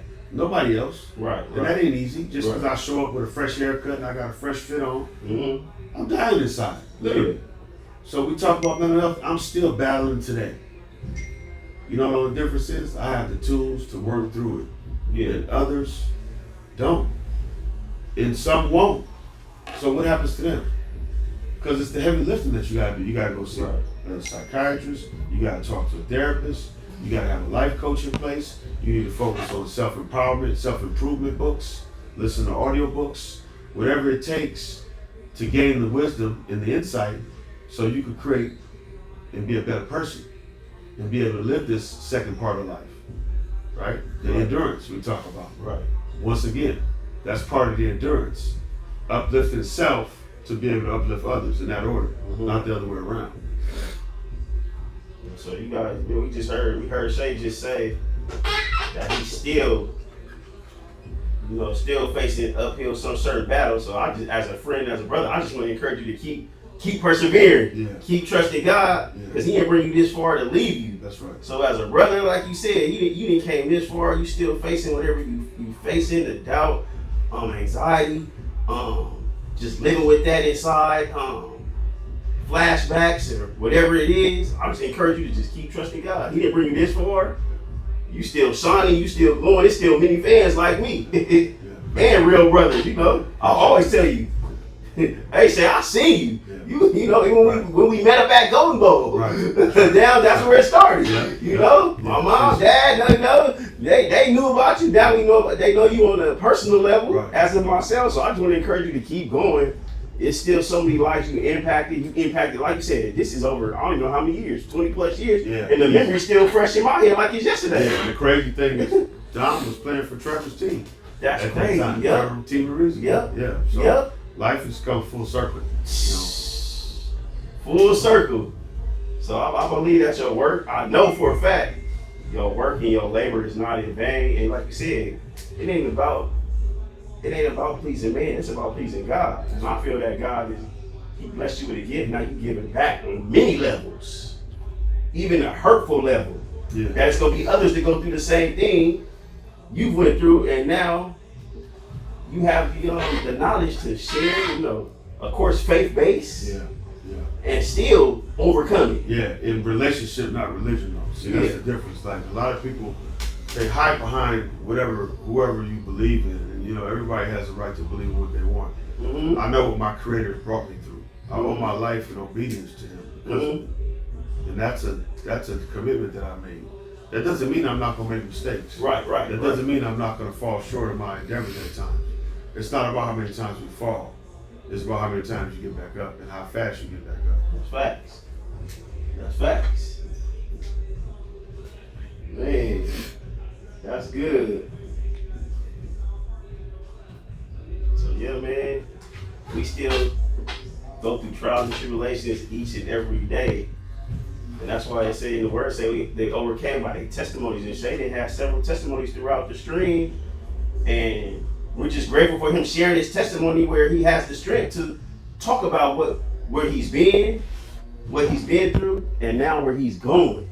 And we still on the up. We still get elevated. And it's not the end. The best is still yet to come. I'm a firm believer that like God tell us in the word, He say our latter days are better than our days before. So all that we experienced before, all the good times, all the awards, the accolades, God still got something greater. And I'm not talking about when we leave. I'm talking about on this earth. Man, I'm gonna be calling, say, hey, you pick me up? The Lambo outside, this is my faith. So I'm like, hey, y'all, this is my faith. So hey, this is me and Shay faith. We know, like you said, the Creator, we know. We believe in God first and foremost. But like I said, if you're a believer and you have faith, our latter days are supposed to be better than our days before. So I'm looking forward to the great days. That's right. The new journey, the new accolades.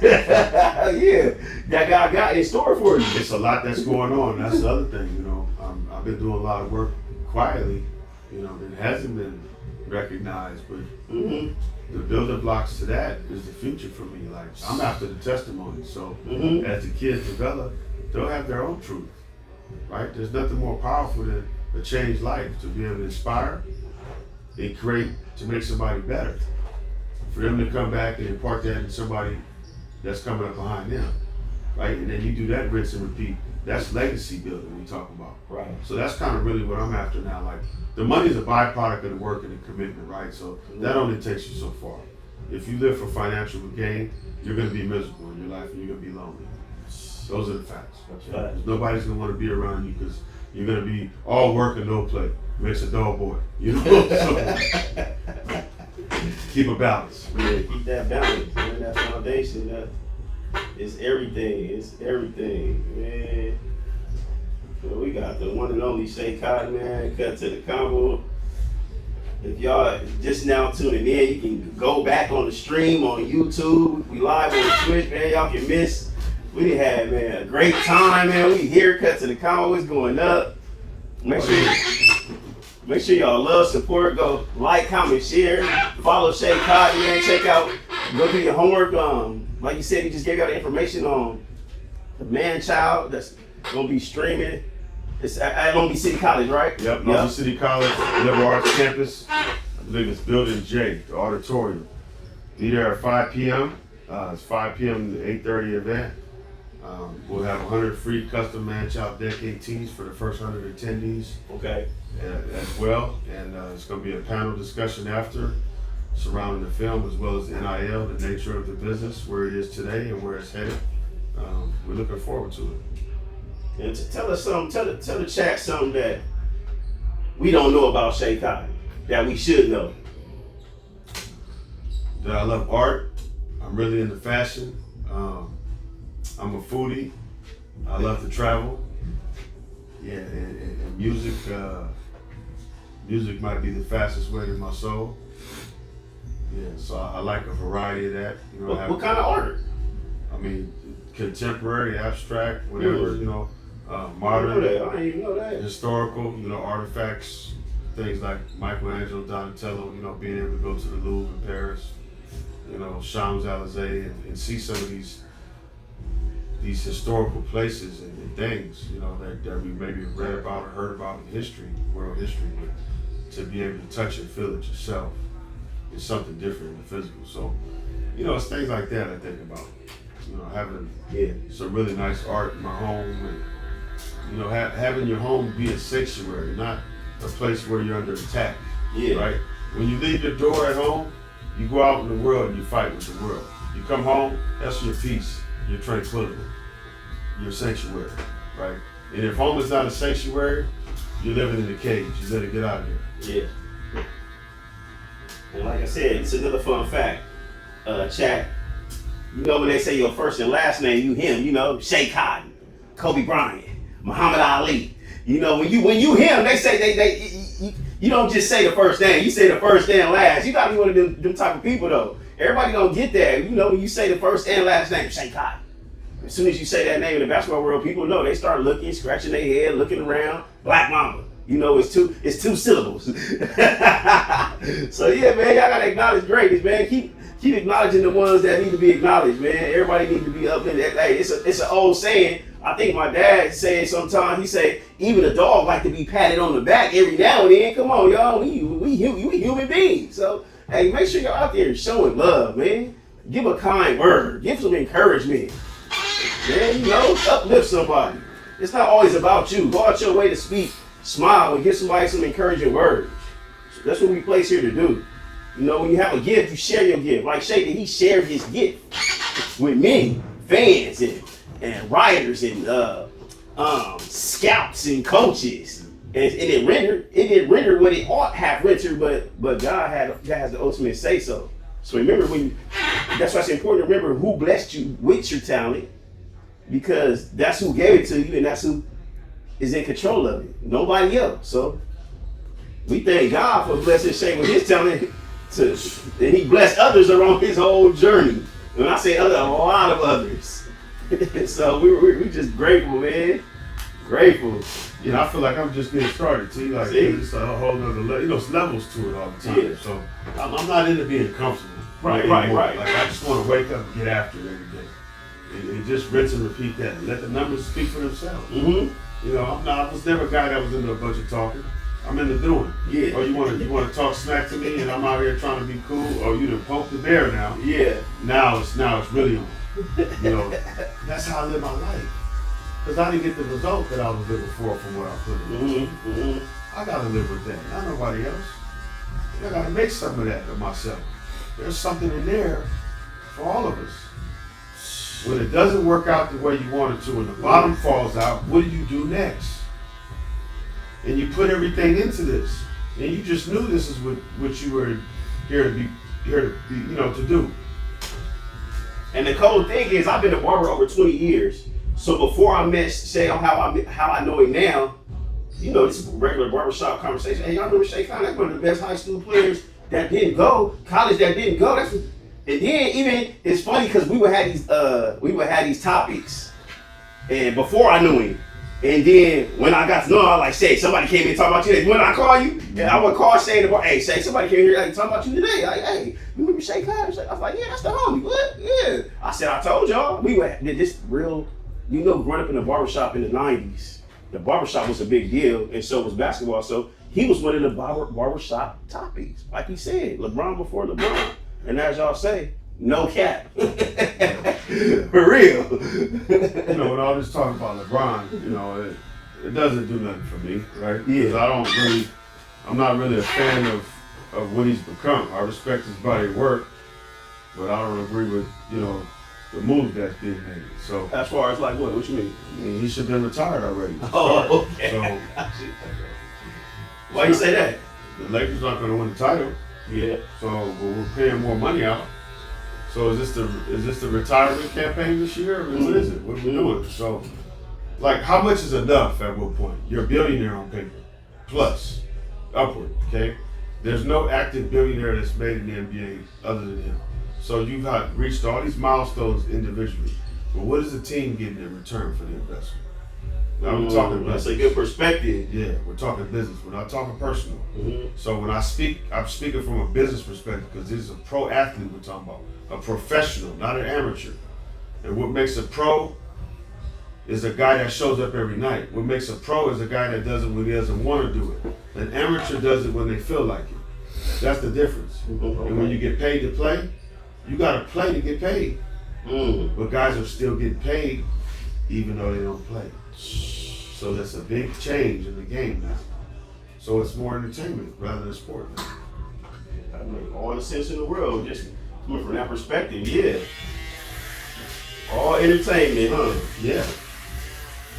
So you said if there's no valuable use for the team, then it should be a wrap. That's the whole point, because you age out at some point. Your body is going to tell you when it's time, and I'm sure it's telling him now. He's just fighting it, holding on for whatever. But what are you playing for? That's my question. Why are you still playing? Yeah. Wow. Wow. That's my whole thing. And I'm happy for him and everything he's accomplished. No shade whatsoever. Yeah. Get your money. But how much is enough then? Does winning matter anymore? It don't seem like Do titles matter anymore, or is it just maximizing every year? The endorsements and making as much money from the contract. Like, all we talk about is money right now. We're not talking about wins. We're not talking about titles. Right. Right. We talk about the Lakers. It shouldn't be like no shade to the Clippers, but they don't have the history. Right. This always gonna be a Laker team. Always. Yeah. That's that. That's a good take. That's all I mean, that's a prime example right there. See that picture you had, that portrait. Look at all them Laker jerseys up there in that photo. You see? Hey. There he is. There he is. Yes, sir. How you doing? Fam? Good. How are you? Good, Yeah. good, brother. Thank you. Looking Yeah. good. Yeah. You almost caught me, huh? Try Yeah, it. that's right. That's right. That's Yeah. one of my proteges just Yeah. walked in. Yeah. Yeah. Yeah. Man. Dominique Lanier. Back in the day. Yes, sir. Yes, sir. Hey, it's been a while. I haven't seen him in a while. Oh, Yeah. I just got here. Keeping my foot on the gas. Yep, got to. At all times. Have to. Everything coming along? Yeah. Seems good. Trying to stay active. Yeah. I've been pursuing a firefighter career. That's good. Yeah. That's what he was telling me, yeah. So just been doing that. Still working out in here, coming in here, but yeah, still staying at That's it. good. Yeah. That's good. Staying Yeah. active. Hey, go get Yeah. that money. That's a good profession. Yeah, I'm trying to get in there. Yeah, you will. It's kind of like feel like basketball again, like recruitment and just putting in the work. You gotta put yourself out there. You gotta see your face. You know who you are. So I'm taking like that same approach with it, just trying to be uncomfortable and it's something new for me. So I've Look, we only talked known about that and basketball. cut y'all off. We talked about uncomfortable. Go ahead. Yeah, so Comfortability. that's all I've like known is basketball up until now. So just figuring something else out after basketball, like it could be a challenge, but you pray. And I've been praying and trusting God that this is the direction that He want me to go. So I'll just put my best foot forward and see what happens. Yeah. Yeah. Oh yeah. Something good will come Yep. for sure. Yeah. Yep. No, that's good, man. Keep pushing. Thank too. you. It's a big profession. We need more brothers in there. Right, right. Firefighters, you know, that's a huge Yeah. accomplishment. That's You know, you're gonna have your challenges with Right. that too. Mhm. With him leading, Mhm. nothing can harm you. Yep. You know. Yeah, that's true. Family, everybody good. Everybody's good. Yeah. So Got the little- daughter. Yeah. How Yeah. big is she now? So we just had a doctor's appointment on, was it Monday? Yeah, last week, or this Monday. She's 10 pounds now. So yeah. When she was born, she was 3.6 pounds. Cause Okay. she wasn't due until March, Right. and then, but she came on Christmas. Okay. Oh, So wow. yeah, that was Sagittarius. I think right after. I think it's right. I think it's at the cutoff. Okay. But I'm a Sagittarius. But yeah, just December. Just the fact that it was December was Man. crazy on Christmas. I think it's what's That's that? a lot of joy right there. Yeah. Spent our Christmas in Kaiser. Was in Panorama City. Because Kirsten, my wife, she was at work when her water broke, so they just kept her out there. Yeah, so she works in the valley. She does dispatch. Now, who would have thought?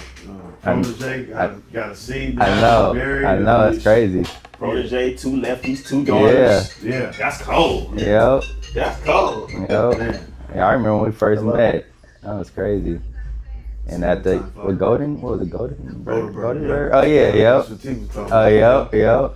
I still go there time to time. I haven't been there since last time I was in there. Yeah. And we saw you. Yeah, I haven't had that. Okay. Well, you over in the Lakewood still? I'm by the town center. Long Beach Town Center. Yeah, that's cool right Yep, there. yeah, it's cool. Quiet. Yep, Yeah. in the cut back there. Yeah, I Yep, like that setup over there. yep. We're on the residential side, on the back side. Okay. Yeah, That's good. Mhm. Yeah, it's more quiet. quieter back there. Yeah, yeah. Than the front side. You gotta Yeah. tell. How you doing, Miss English? You gotta tell. How you doing, Miss English? All right. Yeah. How's everybody Doing doing? all right. I'll get you right to this, Miss English. Huh? I'll get you right after this. About 5 minutes. All right, man. I'm with you. Oh, okay. You gotta tell how you met Shay and then how he elevated your game. Man, yeah. I was just saying, I haven't been Golden Golden Eagle. Golden Eagle. No, Golden Bowl. Golden Bowl, Bowl, yeah, yeah. that's what we walked in to go. Where were we coming from? Like a game or something? Was it I practice? think it was a game or something. We were coming from somewhere. We stopped. It was me, you, and Dad, and then we stopped to get some food at Golden Bowl, and then T and my dad had recognized Shay. He was sitting in there. I think he was by himself. He was just in He there. by himself, Yeah, yeah. just in there chilling. And they recognized him. I didn't know Shay at the moment. At the time, I had heard stories. Like T and them had told me stories because I was there. I was young still. So when we were living in Cerritos, T went to guard. So Shay was one of the best players in the country, really. So they had T and my dad instantly recognized him, like, that's Shay Cotton. I was like, who's that? And they was like, he used to sell out high school arenas, like basically the number one player. So I think T or my dad said, Shay, how you doing, Shay, or something. He had talked to Shay, and they just started talking, and then introduced me, and then from there it was game on. Once it was like, oh yeah, we got to get you with him. So we made it happen quick, working out during school, going to Mayfair outside. We was grinding, like it was and I enjoyed it, the process. I didn't know that was like that was my 10th grade year, maybe going into 11th, maybe 10th or 10th grade. I think. So Shay just introduced like just the whole world of basketball, the politics, just took me under his wings basically. Like it was one of I would say the best like things that happened to me during my basketball career. Just meeting Shay and the work, the mind. It wasn't just the work on the court. It was just the mindset, approaching everything, just like the business side, the politics, the mind that I need to have. Like it wasn't just buddy. Shay would tell me how you need to be doing this, you need to be doing this.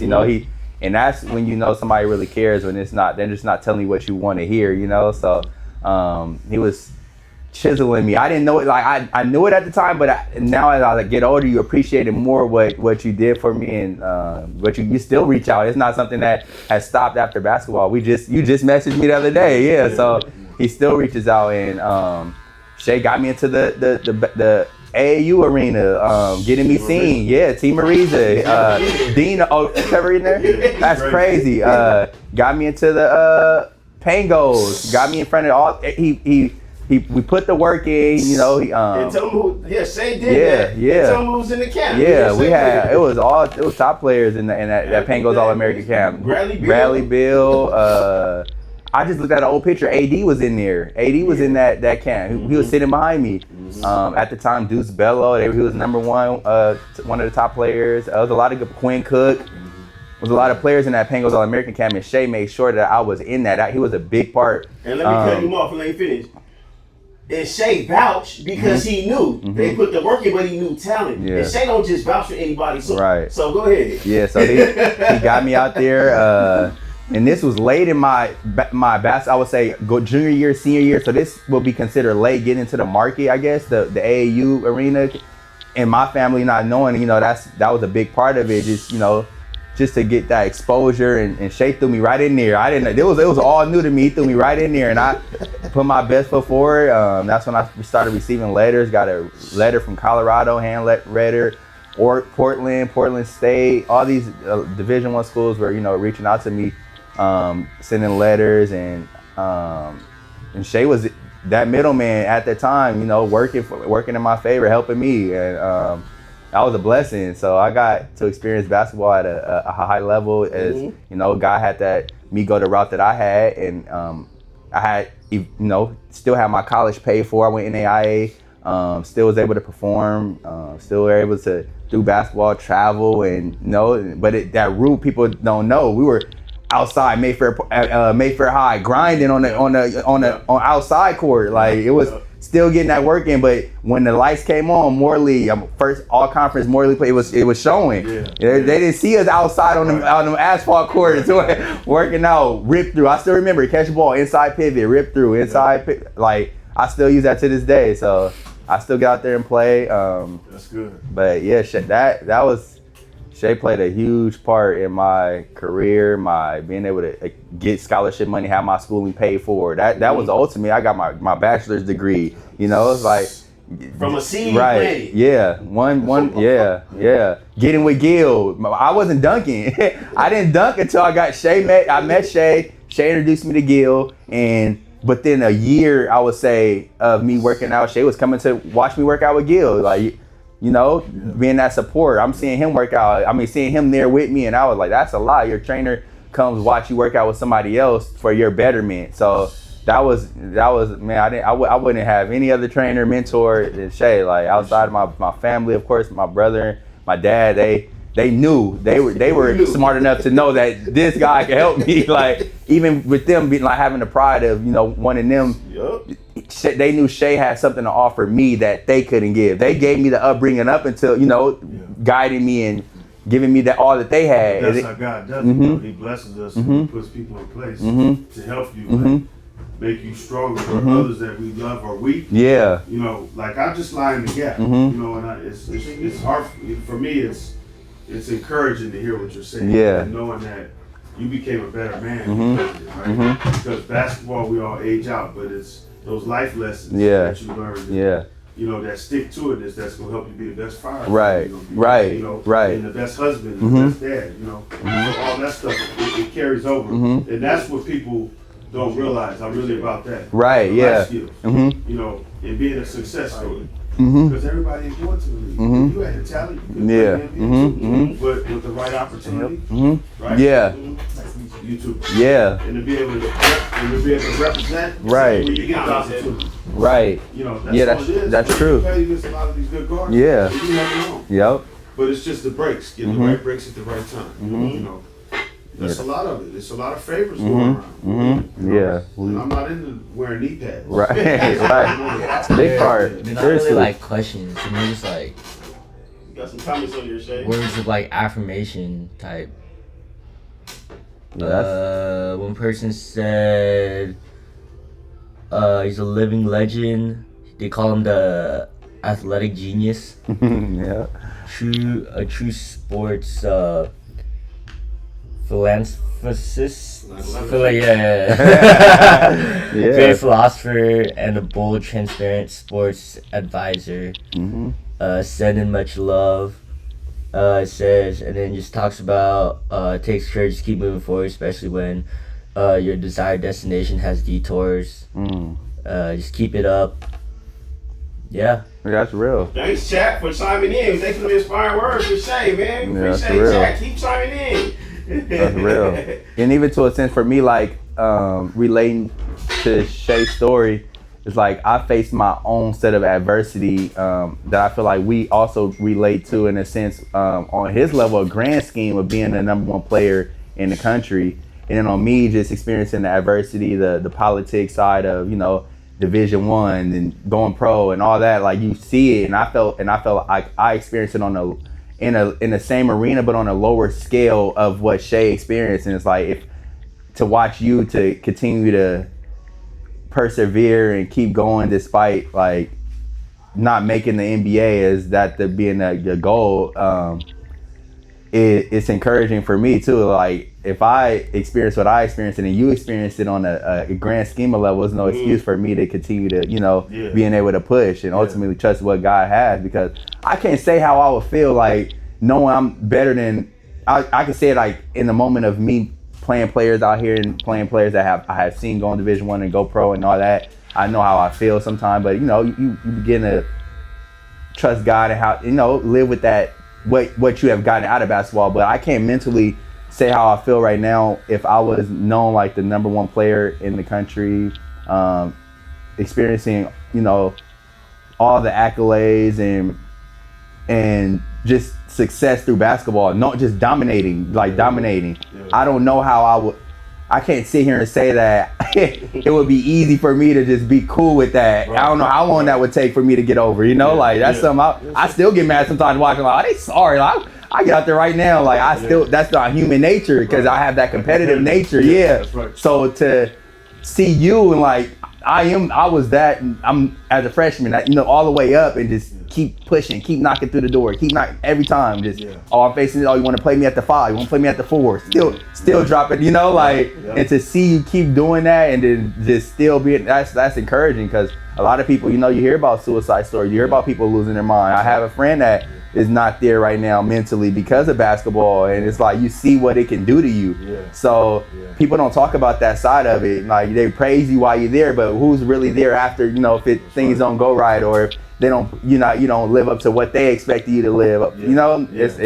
It's a lot of mental capacity things that you go through that people don't even recognize that you've endured and conquered, I would say. And even if you still battle to this day, and I'm not saying that you don't. We all go through. One day might be bad, like like tomorrow might be like, dang, like just thinking. I'm sure that And it's funny that he said, not funny, but interesting that he said that about the mental health part, because that goes back to the topic, right? Endurance. He just said he don't even know. He ain't been here. So it's the mental health once again that we don't talk about enough. Right. That we should, because that's where we really need help. See, because we're so busy building up this facade for public, you lose yourself. So when you have that isolation, you don't even know how to be by yourself. So you got to keep people around all the time, right? And it's these yes people, and they're not telling you when you make a mistake. They're just telling you when you do everything well. And in the beginning of this conversation, team, I'm gonna revert back to it again. We don't grow when things are going well. We grow in our adverse conditions in life. When we're faced with these challenges, when the bottom's falling apart, when you're showing up and doing everything right, and it still isn't working. What are you doing then? Do you quit? Are you making excuses? Are you pointing blame? Or are you holding accountability and say, you know what? I got to make some changes. It's something that ain't adding up. Or I got to pay attention to what God is telling me. Maybe this isn't the path He wants me to take. That's real. A big person. That's real. That's a real. big person that will accept that. That's real. That's real. He's telling you, no, this isn't your time. You're pushing, but this isn't your time. Or this isn't what I have for you. You might love this sport, but maybe this sport is going to lead you to where you're really supposed to be at. The lessons that you're learning now are going to carry you to succeed and prosper ultimately in the space where you're headed.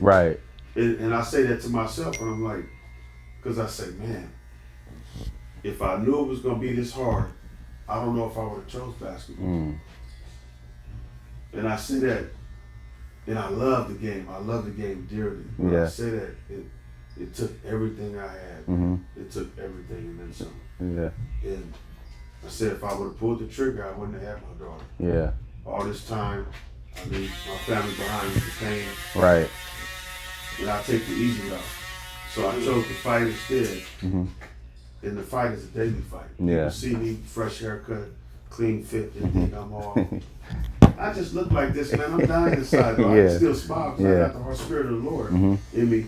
And He's basically renewed me. Mm. I'm a different being now. Yeah. That person that everybody talks about no longer exists. Right. That was a piece of my story. Right. I'm like down the road already, where a lot of my peers got the early money in the league, but they're losing in life when it comes to being Yeah. 360, right? Right. They've evolved as a man, as a person. I think they're lacking a lot in those areas because they don't have the heart for other people to do the right thing with the blessings financially, to help kids that look like them up and coming Right. from the inner cities that they came out of. Right. I don't see a whole lot of that. Yeah. And they have enough money to do it in every inner city if they wanted to. Just one guy put up $1 million towards a cause every year in the inner city Yeah. for our kids at risk, the kids of color, black and brown, not just us. You know, the Latinos need it too, and the Asians and all of them. I love them all. Yeah. You know, That's because right. they need help too, and everybody needs love.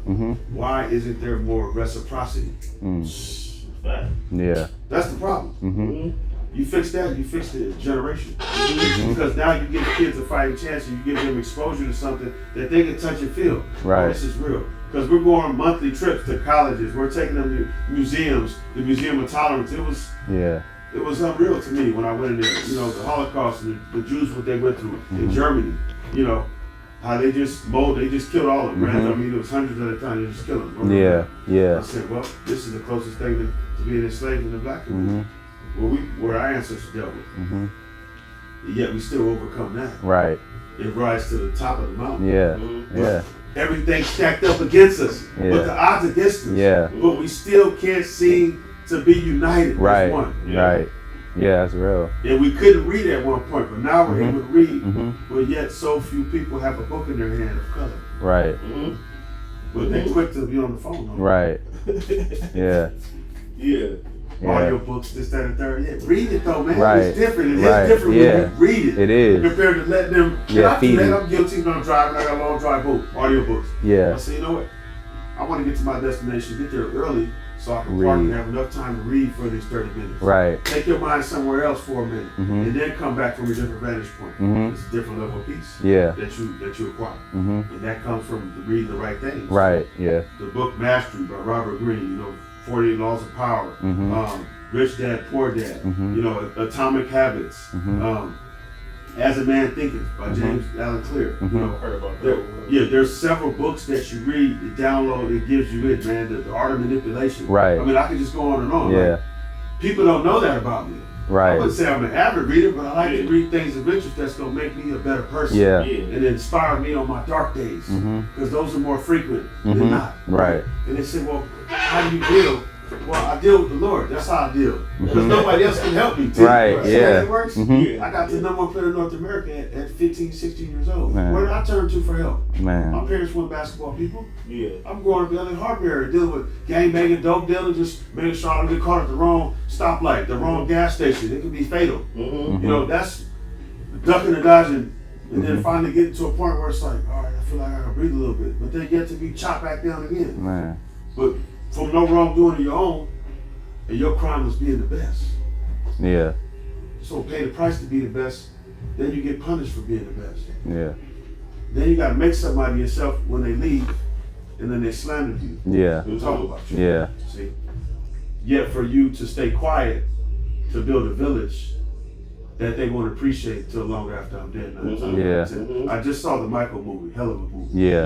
And Janet's over here talking. She just needs to be quiet. They work for 180 Right. Right. They made the man look good for Right. once, and I'm Yeah. grateful for that. I Yeah. wanted to see that. Yeah. Like all the little kids and this. Right. And that. This man had more money than the little bit. He don't need them little kids. Right. Yeah. He missed that part of his Yeah. life, so that took Right. him to, I think, a place where it was innocent again. Mhm. Because everybody wanted something from me. Yeah. He said, oh, they look at me like I'm weird when I'm out in public. And Yeah. They always want pictures and autographs. Yeah. I can identify with that because Yeah. I gave up my childhood, Yeah. right? Being a national commodity in adolescence, Mhm. when you're supposed to be a kid and be able to chew bubble gum and if you want to throw the rap on the ground and Yeah. whatever. I Yeah. had people watching me. Yeah. Every little thing I did. Yeah. So what kind of childhood did I have? Right.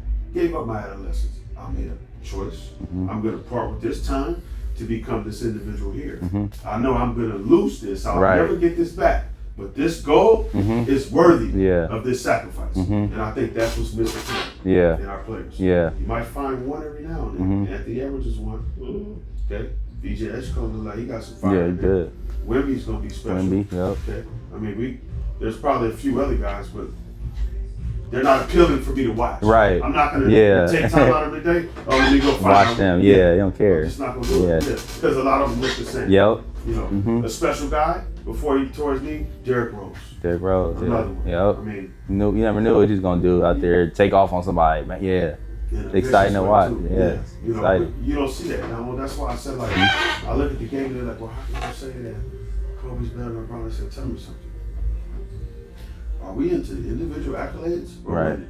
Right. That's all I want to know. If we're talking about winning, you got Jordan, you got Kobe, and then you got to go down from there. And then if we're talking about the best thing, Mm-hmm. Right. you got to have Kareem and Magic in there. Right. You got to put Shaq in there. Right. You know, with Kobe. Right. LeBron on the list, Yeah. you're going to be down towards the bottom, dude. Right. Like, games and all the points and all that, that's fabricated to me. Right. Okay? And I don't care who's listening Right. to this. Yeah. Whatever it is, I Yeah. earned the right to talk Yeah. and speak my truth. Yeah. And those guys may never respond, but Mhm. silence is golden to Yeah. me too. Mhm. Mhm. Kobe didn't respond either when they asked me the question, Yeah. how was the one-on-one matchup? Yeah. And usually a guy will respond when Yeah. you try to slander his character. Right. So if you're not responding, there's some truth to that. Yeah. So all that silence don't mean anything to me. Yep. Yep. And it ain't no big me's and little u's either. Yeah. Because the real wealth in the kingdom ain't financial. Mm-mm. That's what they haven't Mhm. established. Mhm. Yep.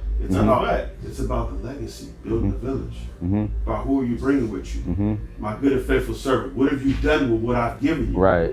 I take that to heart. Yeah. Now, more than ever, because they all left. They was there.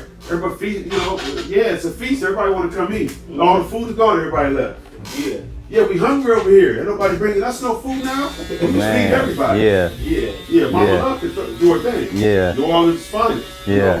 Yeah. And my father wasn't no slouch on that grill, but what's it all worth? If you just coming for a good time and Right. you're gone, Right. I'd rather you not even come. Yeah. Don't even show up. Yeah. Like, that's the part of life that I think is missing today. The sincerity and authenticity is fleeting. Yeah. Because everything is Financial instantaneous. gain. Yeah. And monetized. What can you do for me? What can? Yeah. Yeah. Yeah. That's crazy right now. And it's not realistic because anything worth having is going to take a process getting. Mhm. So if it's quick, I don't want quick Mhm. because it's going to come with a catch. Yeah. Too. You know what I'm saying? You can keep the quick money because all money ain't good money. Yep. I don't mind slow, gradual progress. Yeah. I don't Mhm. mind that. Yep. You know, Appreciate it more too when it Yeah. happened, when it turned over. you know what you gave up. Yeah. To, you know what I'm Yep. saying? Mhm. And especially when you're doing it when people don't believe that you can accomplish Right. it. Right. Right. Or it's like they fear you overcoming and then succeeding Yeah. because then you're going to be at the same tables that they're at, Yeah. even Mhm. though they didn't help you. Right. You know? And that- Yeah. Yeah. See? Yeah. You still got that magazine, say? Or Which one? The Sports Illustrated? Yeah. That's Yeah. the one we use on the knee with the basketball or the donkey. What's the cover of that? I'm laying on my side. Oh, basketball. that was sixth grade. Yeah. Okay. No. That was was- freshman year. Modern That was day? ninth grade. You was modern day, Yeah. right? Yep. Yep. Yeah. That's So, crazy. Yeah, that was Sports Illustrated. Then there's one Slam magazine. That was pretty I was good. trying to Google it so I can send the chat like, man, I Yeah. found the one that say the man child, the It LeBron calls before Thank LeBron. Me Later is the title on the Slam. Thank Me Later. I want to pull that up. That's where this silhouette was created from that photo. Oh wow. Yeah, in that magazine. So Oh, that's I've tight. always Yeah, I been like that. visionary. That's You tight. think? So my cousin makes them too. Oh, You really? see Sneaker King art on IG. Yeah. Okay, I'll check it out. Yeah, that's He tight. got the hoodie with the. Yeah. First Yep. one. Yep. So we flipped it. This was like an all-star piece. That Yeah, I that's had tight. for the game. I Thanks. like that. Yeah, that's hard. But it's just about believing in yourself, man. Like you gotta show up for yourself when no one else will, and understand that getting to the top is gonna be a lonely process. And being okay with that. A lot of people don't. They think it's gonna come with like a crowd of people or their friends around. Mhm. It's not. Mhm. they're gonna fall off at some point because your dedication is gonna scare them. And then it's like, if they can't discourage you to come back down to the level where they are, then they're gonna fall off. So it's up to you to keep going. Yeah. You know, that's what I encourage you to keep going, take the hard road because it's gonna pay off in the future. If you take pleasure now, it's gonna hurt later. You know? Yeah. Yep. That's real. That's real. On chat, this what it say right here. He was LeBron before LeBron. Y'all see that? That ain't what he said. That ain't what he said. I'm trying to find the other one. I can't find the other one. I know it's up here. Yeah, it's the Slam Thank Me Later, I think, edition article. Sports Illustrated. Yeah. It seemed like it was just yesterday. Man. That time flew. Time They flying. got, y'all can Google Shea Cotton. It's all up there. Man. It's all up there. All this, everything. For the non-believers, which we don't care about. Yeah, but no, that's real. Like the endurance, people take that for granted. Being a number one player, then just facing all that adversity. Yeah, new life. I'm a new body today. Right? I mean, I can't be the old me. I wouldn't last. I wouldn't survive here. Yeah, I would have definitely pulled the trigger. Yeah. So, and that thing is serious, right? Because what would get you to a point where you'd be willing to take your own life? Right. Pain, Yeah. the darkness, the isolation, disappointment. Yeah, all those things. You know, the embarrassment. Just a combination Man. of words all up in one gumbo soup that nobody can help you with. Right? Wherever you turn, nobody can help me with this problem that I have. That's a scary place to be. yeah, And in those moments, I encourage whoever's listening in to tap into somebody that you respect and love and listen to them. You know, and reach out. Don't be hesitant to say that you're hurting. yeah, I think that's something that we can get better at. yeah, We're able to say, you know, I'm not feeling good. yeah, I want some help. right, You know? yeah. That's it. I heard you say something else. That's another part I feel like is big too. Just building your validation up, letting the world build your validation up. Like, because when they leave, who's going to be that person? Where is your foundation at? If I've been built up by the world and they disappear on me, you feel empty. You don't have, because your validation has been built on what people say and how they feel. Oh, you the best player. You did that, you know. Yep. But had you built, you know, knowing who you are personally without that, I don't need you guys. But I know who I am without all this. Yeah. If I wasn't the number one, if I wasn't good, I know who I am. So if you have that within, I feel like that helps a lot. Just knowing who you are and not letting the world build you up. And that's why social media can be detrimental to these, like, in the society we live in today, because likes, followers, people are built up on that, and that's who they built their validation on. But you see them in person, they can't even hold a conversation. Exactly. They have no substance. Right. I'm like, you got 200,000 followers and you a dummy. Like, like, I don't want to be around you. I don't care about your followers. I don't care about your money. Like, you know, that doesn't move me. I've been around people that have money. I've been around people that have 1,000 million followers. Like, if you don't have substance, I don't care about that. Exactly. Yeah. Because you know, at the end of the day, it's short lived. You know, social skills. You gotta talk to people at some point. You know, and that's the issue today, right? Like, is the social media overboard, and how's it affected the individual? Well, it's affected your brain. Your brain shrinking. You're consuming all this content in short bites, 45 to 90 seconds, and then you're losing after that. You can't even focus long enough. You know, how do you operate in college in a lecture hall? Right, attention span. Yeah, Short. how does this stuff work in the business place? That's like, real. You're setting yourself up for failure. In a nutshell, if I can monetize my NIL and I can bounce from school to school and there's no repercussions, what are you really teaching the athlete? Yeah. What are you teaching that student at that time? It's not about education now. It's financial. Business. So it's no longer college sports. Yeah. Right? Yeah. This is a business. Yeah. And it's so much of a business that the school decided to take a bigger cut than an NBA agent would from each student athlete that gets in the NIL. Wow. But nobody's talking about that. And you know what that percentage is? Nah. 20. Wow. 20% of $1 million is $200,000, right? It doesn't sound like a lot until you're looking at your bank. Yeah. You're missing $200,000, Yeah. you know? So think about that. The NBA agent charges 4% on the bill, and the school's taking 20 from the NIL. That's a big lump sum. Yeah, and nobody's talking about it. Yeah, I That's didn't know what's that. funny to me. It's like, but you got to seek the information. So these are things that we're going to be discussing on May 9th. Okay. At my screening in the Okay. panel. I want you to come. Okay, yeah, Come May with your 9th. family, All right, you yeah. know, and to tell a friend, because we're looking to pack it out. It's about 1,000 people. May 9th at 5 p.m. We'll show the film. That's a Saturday? Yeah. Okay. I have a custom tee that we made for about 100 of the first attendees. And it's going to be powerful. We got a 6-person panel. Oh, that's tight. We'll speak to the NIL and some of the stuff in my career. And I got the head investigator from the case with NC2A. Okay. He's flying in. He's going to be the moderator. Oh, So he'll okay. be forming questions. And, Oh, yeah. yeah. That's gonna be it's good. gonna be powerful. Mhm. So it's a blessing, man. Oh, that's good. I mean, we've been tight for 30 years now since this thing took place with Yeah. NC2A. And I think ultimately he felt led to try to right this wrong. Mm-hmm. And he's been in my life since. Yeah. So I mean, it's interesting that's how good. God will move people, you know, Mhm. because he knew what happened was wrong. It never cleared my name. There was no wrongdoing, slandered my name. And, you know, Man. you wanted me to tell on some cats that I grew up with. Man. I wasn't willing to play the game. That's And crazy. you made my life live in a nutshell. But nobody showed me any love on the back end for staying solid. Because these guys don't even get it. If I Yeah. would have rolled on you, you would have Yeah. never made it. Yeah. It was coming. Yeah. They had all the goods. So there's something to it. Sticking to it, staying Staying solid, true. let him lead you. Mhm. Don't get caught up. I'm in the world, but not of the world. Yeah. You know. All right, any last minute thoughts, Shay? Any last minute comments? We got 1 minute 1 left. minute. All I gotta say is never quit. Thank you for this opportunity. I love y'all. Whoever tuned in, get something from this and be your best self. Mm-hmm. Cut to the Convo. There you have it. I want to thank Shay Khan for joining us with his fabulous testimony, story, and encouragement. And you already know, Cut to the Convo, where conversations cut deep, where the script is unscripted, live and uncut. We'll see y'all next week, next Friday, same time, same location. Hey, y'all have a blessed week and have a blessed weekend. God bless y'all.